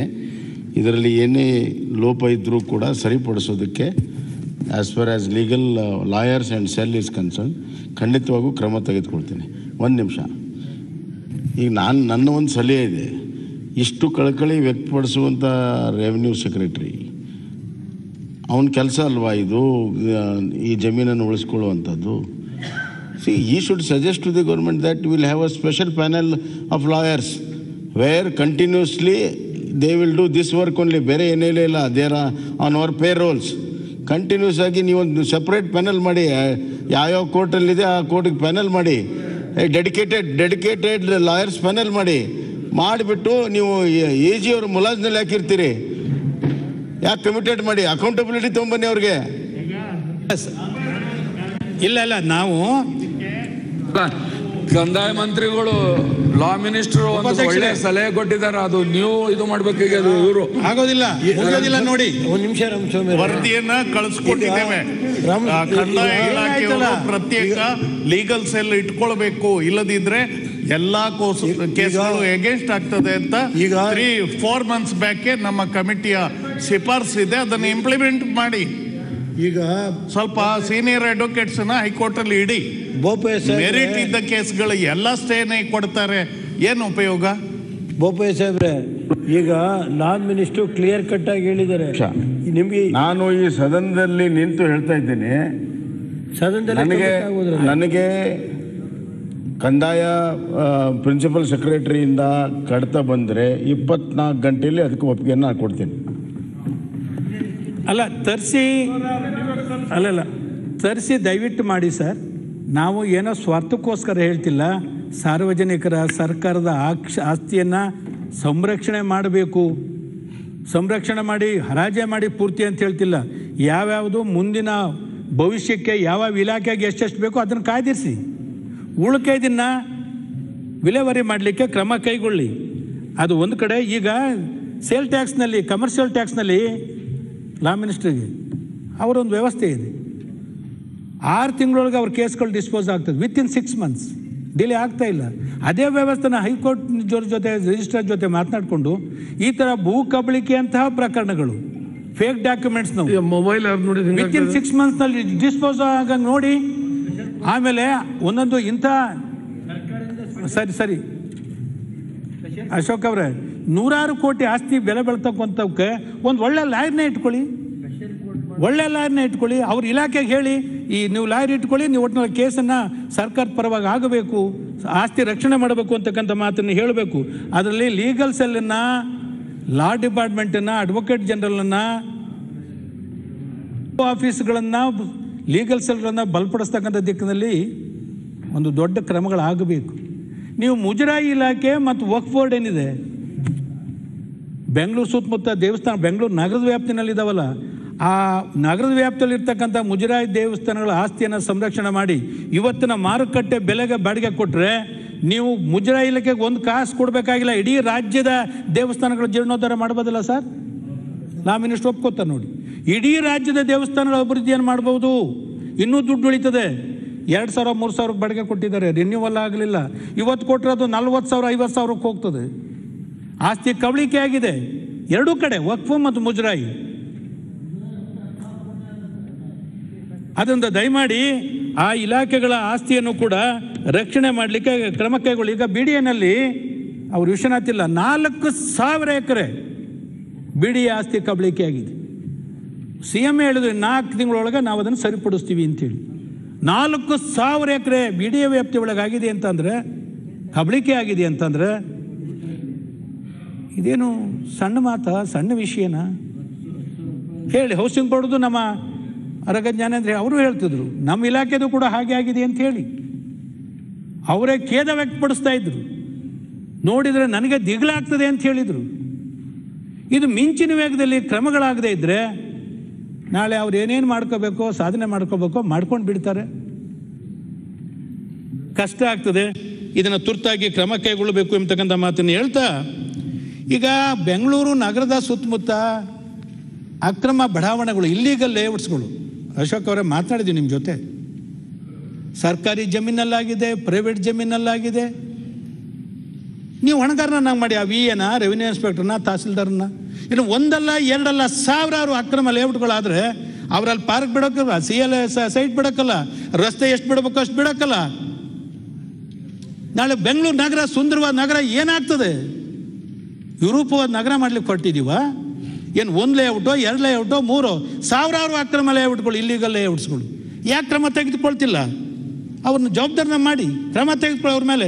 ಹಂಗಾರೆ ಅಧಿಕಾರಿಗಳಿಗೆ ಗೊತ್ತಿಲ್ದಂಗೆ ಆಗ್ತಾ ಇದ್ದಾವೆ ಇವು. ಅವ್ರಿಗೆಲ್ಲ ಗೊತ್ತಿದ್ದೇ ಆಗ್ತಾ ಇರೋದು. ಅದರಿಂದಲೇ ಅವ್ರು ಇಲ್ಲಿಗೆ ಬರೋಕ್ಕೆ, ಬೆಂಗಳೂರಿಗೆ ಬರೋಕ್ಕೆ ಒತ್ತಡ. ನಿಮ್ಗಳ ಮೇಲೆ ಎಷ್ಟು ಒತ್ತಡ ಇರ್ತದೆ ನನಗೆ ಗೊತ್ತಿದೆ. ಅದು ಯಾಕೆ ಒತ್ತಡ ಹಾಕ್ತಾರೆ?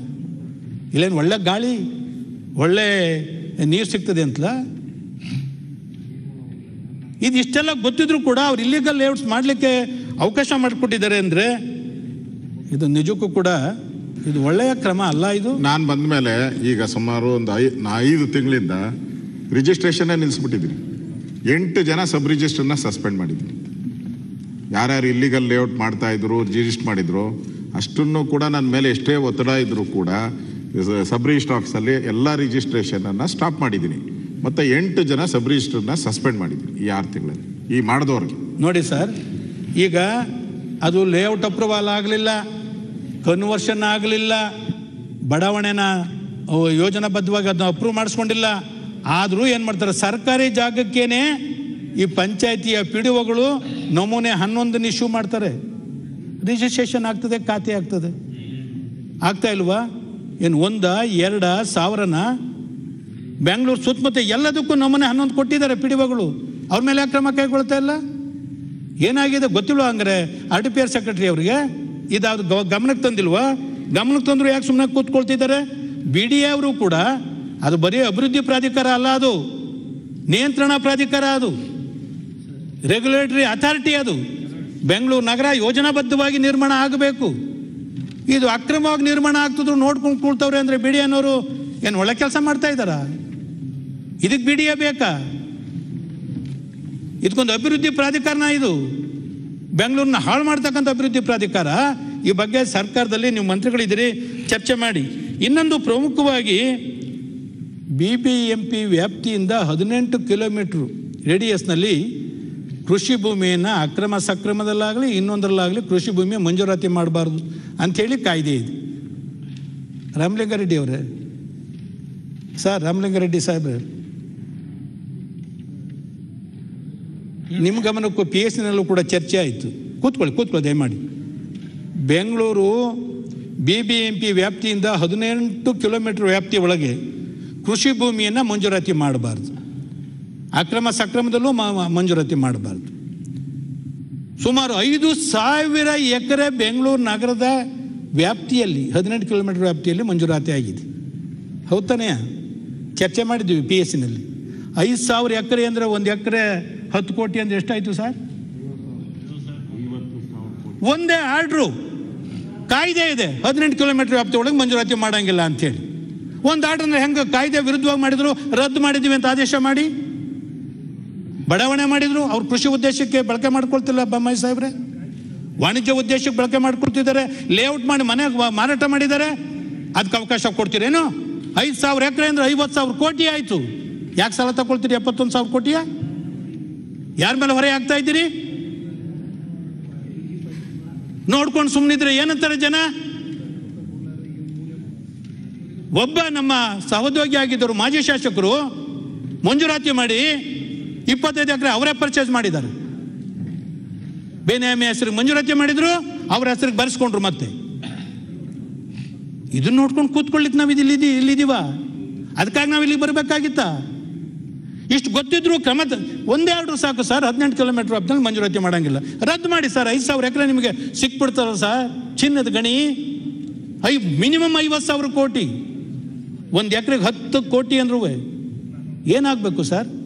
ದುಡ್ಡು ಎಲ್ಲಿ ಹುಡುಕ್ಬೇಕು ಸರ್? ಹೋಗಿ ಕೈಯೊಡ್ಡಿ ಬೇಡಬೇಕಾ ಸರ್?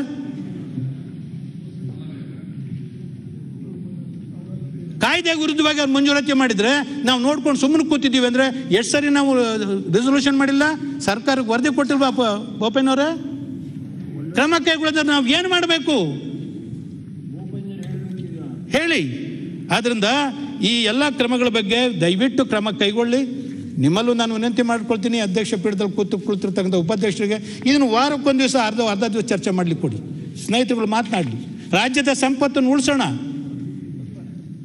ಕರ್ನಾಟಕ ರಾಜ್ಯ ನಾನು ಮೊದಲು ಹೇಳ್ದಂಗೆ ಸಂಪತ್ತಿನ ರಾಜ್ಯ ಇದು. ಸ್ವರ್ಗ ಸೃಷ್ಟಿ ಮಾಡಬಹುದು, ಆದರೆ ನರಕ ಸೃಷ್ಟಿ ಮಾಡಿಕೊಟ್ಟು ಹೋಗಬಾರ್ದು. ನಾವು ಎಲ್ಲ ಸಾಧು ಸಂತರಿದ್ದಾರೆ, ಇಲ್ಲಿ ಮಠಗಳಿದ್ದಾವೆ, ಅನೇಕ ಸಂಘಟನೆಗಳಿದ್ದಾವೆ. ಬರಲಿ ಹೊರಗಡೆ ರಾಜ್ಯದ ಆಸ್ತಿ ರಕ್ಷಣೆ ಮಾಡಲಿಕ್ಕೆ. ಇದನ್ನು ಭೂಗಳರ ಸ್ವರ್ಗ ಮಾಡಲಿಕ್ಕೆ ಬಿಡಬಾರ್ದು. ಅವರಲ್ಲೂ ನಾನು ವಿನಂತಿ ಮಾಡ್ಕೊಳ್ತೀನಿ, ಯಾರು ಮಠಮಾನ್ಯಗಳು ಗುರುಗಳಿದಾರಲ್ಲ, ಸಂಘ ಸಂಸ್ಥೆಗಳಿದಾವಲ್ಲ, ಸಂಘಟನೆಗಳಿದಾವಲ್ಲ, ಕನ್ನಡ ನಾಡಿನ ಹಿತ ಕಾಪಾಡಲಿಕ್ಕಿದಾವಲ್ಲ, ಅವರು ಈ ಕನ್ನಡ ನಾಡಿನ ನೆಲವನ್ನು ರಕ್ಷಣೆ ಮಾಡಲಿಕ್ಕೆ ಧ್ವನಿ ಎತ್ತಬೇಕು ಅಂಥೇಳಿ ಈ ಸದನದ ಮೂಲಕ ನಾನು ವಿನಂತಿ ಮಾಡ್ಕೊಳ್ತೀನಿ. ಇದು ಬರೀ ನಮಗೆ ಮಾತ್ರ ಚಾಲೆಂಜ್ ಅಲ್ಲ, ಲೀಗಲ್ ಕಮ್ಯುನಿಟಿಗೂ ಕೂಡ ಒಂದು ದೊಡ್ಡ ಚಾಲೆಂಜ್, ಇತರೆ ಕಮ್ಯುನಿಟಿಗಳಿಗೂ ಕೂಡ ಒಂದು ದೊಡ್ಡ ಚಾಲೆಂಜ್. ಇನ್ನು ಸವಾಲಾಗಿ ಸ್ವೀಕಾರ ಮಾಡೋಣ.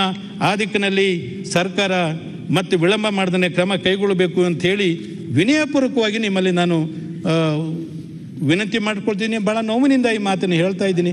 ಇದೆಲ್ಲ ನೋಡ್ಕೊಂಡು ನಾವು ಬದುಕಿದ್ದೀವಲ್ಲ ಅಂತ ಅನಿಸ್ತದೆ ಅಂತ ಒಂದು ಸರಿ ಹೇಳಿದ್ದೆ ನಾನು. ಇದೆಲ್ಲ ನೋಡ್ಕೊಂಡು ನಾವು ಬದುಕಿದ್ದೀವ ಅಂತ ಅನಿಸ್ತದೆ ನನಗೆ. ಇಷ್ಟೆಲ್ಲ ಅನಾಹುತಗಳು, ಅನ್ಯಾಯಗಳು, ಅಕ್ರಮಗಳು, ಲೂಟಿಗಳಾಗ್ತಿದ್ರು ನಾವು ಮೌನವಾಗಿದ್ದರೆ ನಮ್ಮನ್ನು ಯಾರು ಕ್ಷಮಿಸ್ತಾರ ಹೇಳಿ? ದಯವಿಟ್ಟು ಈ ಬಗ್ಗೆ ಕ್ರಮ ಕೈಗೊಳ್ಳಿ ಅಂತಕ್ಕಂಥ ಮಾತನ್ನು ಹೇಳ್ತಾ, ಇನ್ನು ಬಜೆಟ್ನಲ್ಲಿ ಇರ್ತಕ್ಕಂಥ ಇದನ್ನು ಅಂಕಿ ಸಂಖ್ಯೆಗಳ ಬಗ್ಗೆ ನಾನು ಹೆಚ್ಚು ಹೋಗಲಿಲ್ಲ. ಈಗ ಅತಂತ್ರ ಸ್ಥಿತಿಯಲ್ಲಿ ರೈತರಿದ್ದಾರೆ ಅಂತ ಹೇಳಿದೆ, ಅವ್ರಿಗೆ ಧೈರ್ಯ ತುಂಬ ಕೆಲಸ ಆಯವ್ಯಯದೆಲ್ಲ ಆಗಲಿಲ್ಲ. ರೈತರಿಗೆ ಅನುಕೂಲವಾಗುವಂಥ ಯೋಜನೆಗಳನ್ನು ಮಾಡಲೇ ಇಲ್ಲ. ಅತಿವೃಷ್ಟಿ ಮತ್ತು ಬೆಳೆಹಾನಿಯಿಂದ ನಷ್ಟಕ್ಕೀಡಾದಂಥ ರೈತರಿಗೆ ಒಂದು ಶಾಶ್ವತವಾದಂಥ ಪರಿಹಾರವನ್ನು, ಈಗ ಹಣ ಕೊಟ್ಬಿಟ್ವಿ, ಅದು ಆಗೋಯ್ತು, ಈ ಸರಿ ಮತ್ತಿನ್ನೊಂದು ಸರಿ ಪ್ರವಾಹ ಬಂತು ಹಣ ಕೊಡ್ತೀವಿ, ಆದರೆ ಶಾಶ್ವತವಾದಂಥ ಪರಿಹಾರವನ್ನು ಒದಗಿಸಲಿಕ್ಕೆ ಯಾವುದೇ ಒಂದು ಕ್ರಮಗಳು, ಯೋಜನೆಗಳು ರೂಪಿತ ಆಗಲಿಲ್ಲ. ಈ ಒಂದು ಆಯವ್ಯಯ ರೈತರ ಅಭಿವೃದ್ಧಿಯ ಬಗ್ಗೆ ಸಮಗ್ರ ದೃಷ್ಟಿಕೋನದ ಕೊರತೆ ಇದರ ಆಯವ್ಯಯದಲ್ಲಿ ಎದ್ದು ಕಾಣಿಸ್ತಾ ಇದೆ ಅಂತಕ್ಕಂಥ ಮಾತನ್ನು ನಾನು ಈ ಸಂದರ್ಭದಲ್ಲಿ ಹೇಳ್ತಾ ಇದ್ದೀನಿ. ಈಗ ರೈತರಿಗೆ ಬೆಳೆದಿರ್ತಕ್ಕಂಥ ಬೆಳೆಗಳಿಗೆ ಬೆಂಬಲ ಬೆಲೆಗೆ ಪೂರಕವಾಗಿ ರಾಜ್ಯ ಸರ್ಕಾರ ಬೆಂಬಲ ಬೆಲೆ ನೀಡಲಿಕ್ಕೆ ಪ್ರತ್ಯೇಕ ಆವರ್ತ ನಿಧಿಯನ್ನು ಸ್ಥಾಪಿಸಬೇಕು ಅಂತೇಳಿ ಹೇಳಿ ರೈತರು ಹಲವಾರು ವರ್ಷಗಳಿಂದ ಒತ್ತಾಯಿಸ್ತಿದ್ರು ಕೂಡ ಅದನ್ನು ಈ ಆಯವ್ಯಯದಲ್ಲೂ ಕೂಡ ಸಾಕಾರಗೊಳಿಸಲಿಲ್ಲ ಅಂತಕ್ಕಂಥ ನೋವು ನನ್ನನ್ನು ಕಾಡ್ತಾ ಇದೆ. ಕೊರೋನಾ ಕಾರಣದಿಂದ ಸಾವಿರಾರು ಮಕ್ಕಳು ಶಾಲೆ ಬಿಟ್ಟರು. ಅವರುಗಳನ್ನ ಶಾಲೆಗೆ ಮರು ಸೇರ್ಪಡೆಗೊಳಿಸುವಲ್ಲಿ ಆಯವ್ಯಯದಲ್ಲಿ ಸುರೇಶ್ ಕುಮಾರ್ ಅವರೇ ಯಾವುದೇ ವಿಷಯಗಳನ್ನು ಪ್ರಸ್ತಾಪಿಸಲಿಲ್ಲ. ಒಂದು ವರ್ಷ ಮಕ್ಕಳು ಕಲಿಕೆಯನ್ನು ಕಳ್ಕೊಂಡ್ರು, ಅದರಲ್ಲೂ ಬಡ ಮಕ್ಕಳು, ಹಳ್ಳಿ ಮಕ್ಕಳು. ನಾನು ಹೆಂಗೆ ಸರ್ಕಾರಿ ಶಾಲೆಗಳಿಗೆ ಮೂಲ ಸೌಲಭ್ಯಗಳಿಲ್ಲ, ಗುಣಮಟ್ಟದ ಶಿಕ್ಷಣ ದೊರಕ್ತಾ ಇಲ್ಲ, ಬಡ ಮಕ್ಕಳಿಗೆ ಅನ್ಯಾಯ ಆಗ್ತಿದೆ ಅಂತಕ್ಕಂಥ ಒಂದು ಗಮನ ಸೆಳೆಯುವ ಸೂಚನೆ ಕೊಟ್ಟಿದ್ದೆ. ಸನ್ಮಾನ್ಯ ಅಧ್ಯಕ್ಷರ ಅದಕ್ಕೆ ಅವಕಾಶ ಮಾಡಿಕೊಡ್ತೀನಿ ಅಂತ ಹೇಳಿದ್ರಿ. ದೆಹಲಿ ಸರ್ಕಾರಕ್ಕೆ, ರಾಜಸ್ಥಾನ ಸರ್ಕಾರಕ್ಕೆ ಸರ್ಕಾರಿ ಶಾಲೆಗಳನ್ನು ಸದೃಢಪಡಿಸತಕ್ಕಂಥ ದಿಕ್ಕಿನಲ್ಲಿ ಪ್ರಯತ್ನಗಳು ಸಫಲ ಆಗಿದ್ದಾವೆ. ನಮಗೆ ಯಾಕೆ ಆಗ್ತಾ ಇಲ್ಲ? ಪ್ರತ್ಯೇಕವಾಗಿ ಚರ್ಚೆ ಮಾಡೋಣ. ಕನ್ಕ್ಲೂಡ್ ಮಾಡಿ ರಾಮಸ್ವಾಮಿ ಸುದೀರ್ಘವಾಗಿ ಚರ್ಚೆ ಮಾಡೋಣ, ಮಾಡಿಕೊಡ್ಬೇಕು ಎಂಬತಕ್ಕಂಥ ನಾನು ಹೇಳ್ತಾ ಸಮಗ್ರವಾಗಿ ನಾನು ಹೇಳ್ಬೇಕು ಅಂದ್ರೆ ಸಂಕ್ಷಿಪ್ತವಾಗಿ ಮುಗಿಸ್ತಾ ಇದ್ದೀನಿ. ಈ ಆಯವ್ಯಯ ವಿತ್ತೀಯ ಜವಾಬ್ದಾರಿಯನ್ನ ನಿರ್ವಹಿಸೋದಕ್ಕೆ ಆದ್ಯತೆ ನೀಡಿದೆ. ಇದೊಂದು ಸಂಪ್ರದಾಯ ಅಂತ ಹೇಳಿದ್ರೆ 4 ವರ್ಷಕ್ಕಾಗುವಷ್ಟು ಬಡ್ಜೆಟ್ಗೆ ಅನುಕೂಲ ಮಾಡುವಂಥ ಇದನ್ನು ಸಲಹೆಗಳು ಕೊಡ್ತಾ ಇದ್ದಾರೆ. ದಯಮಾಡಿ ಬೇಕಾದ್ರೆ ನಮ್ಮ ಟೈಮಲ್ಲಿ ಅವ್ರಿಗೆ ಕೊಡಿ ಸರ್, ನಾವೇನು ಬೇಡ ಅಂದರೆ. ಯಾಕೆಂದರೆ ಈ ರಾಜ್ಯಕ್ಕೆ ಹಣಕಾಸು ವ್ಯವಸ್ಥೆ ಇಲ್ಲ ಅಂತ ಹೇಳ್ತಾರೆ, ಸಾಲ ಮಾಡ್ತಾ ಇದ್ವಿ ನಾವು. ಈಗ ರಾಮಸ್ವಾಮಿಯವರು ಈಗ ಕನ್ಕ್ಲೂಡ್ ಮಾಡ್ತಿದ್ದಾರೆ. ರೇವಣ್ಣ ಅವರು ಬಿಟ್ಬಿಡಿ, ಅವ್ರು ಮಾತಾಡ್ತಾರೆ. ಈಗ ಮಧ್ಯದಲ್ಲಿ ಅನುಕೂಲ ಆಗ್ತಿತ್ತು. ರೇವಣ್ಣ ಅವ್ರು ಅವಾಗ ಬಿಡ್ಲಿಲ್ಲ, ಈಗ ಮಾತಾಡಕ್ ಮಾತ್ರ ರಾಮಸ್ವಾಮಿ ಅವರು ಅಂತವ್ರೆ. ಓಕೆ, ಅದು ಹಂಗೆ ಇರ್ತದೆ, ನಿಮ್ಗೆ ಗೊತ್ತಿಲ್ಲ ಏನು ನಾಡಗೌಡ್ರೆ. ಅವ್ರಿಗೆ ರಾಮಸ್ವಾಮಿ ಅವ್ರ ಮೇಲೆ ಪ್ರೀತಿ ಬರೋದು ವಿರೋಧ ಪಕ್ಷದಲ್ಲಿ ಇದ್ದಾಗ ಅವ್ರು ಅಂತ ಹೇಳಿದೆ ರಾಮಸ್ವಾಮಿ ಅವ್ರ ಪರವಾಗಿ. ಆಯ್ತು, ಈಗ ರಾಮಸ್ವಾಮಿ ಅವರು ಕನ್ಕ್ಲೂಡ್ ಮಾಡ್ಬಿಡಿ. ಈಗ ಸನ್ಮಾನ್ಯ ಅಧ್ಯಕ್ಷರೇ, ನಾನು ಹೇಳಿದೆ ಈ ಮೊದಲೇ ಪ್ರಾರಂಭದಲ್ಲಿ ಮಾತನಾಡ್ತಾ ಆಯವ್ಯಯಕ್ಕೆ ಒಂದು ದೊಡ್ಡ ಮಹತ್ವ ಇದೆ, ಪಾವಿತ್ರ್ಯತೆ ಇದೆ. ಆದರೆ ಆ ಪಾವಿತ್ರ್ಯತೆ ಉಳಿದಿಲ್ಲ ಅಂತಕ್ಕಂಥ ಮಾತನ್ನು ಹೇಳಿದೆ. ಸಮಗ್ರವಾಗಿ ಹೇಳಬೇಕು ಅಂತಂದರೆ ಈ ಆಯವ್ಯಯದಲ್ಲಿ ವಿತ್ತೀಯ ಜವಾಬ್ದಾರಿಕೆ ಒಂದು ಸಂಪ್ರದಾಯ ಇದು ನಿರ್ವಹಿಸೋದಕ್ಕೆ ಆದ್ಯತೆಯನ್ನು ನೀಡಿದೆ ಹೊರತು ಇದು ಪ್ರಗತಿಪರವಾಗಿ ಇಲ್ಲ ಅಂತಕ್ಕಂಥದ್ದು ನನ್ನ ಅಭಿಪ್ರಾಯ.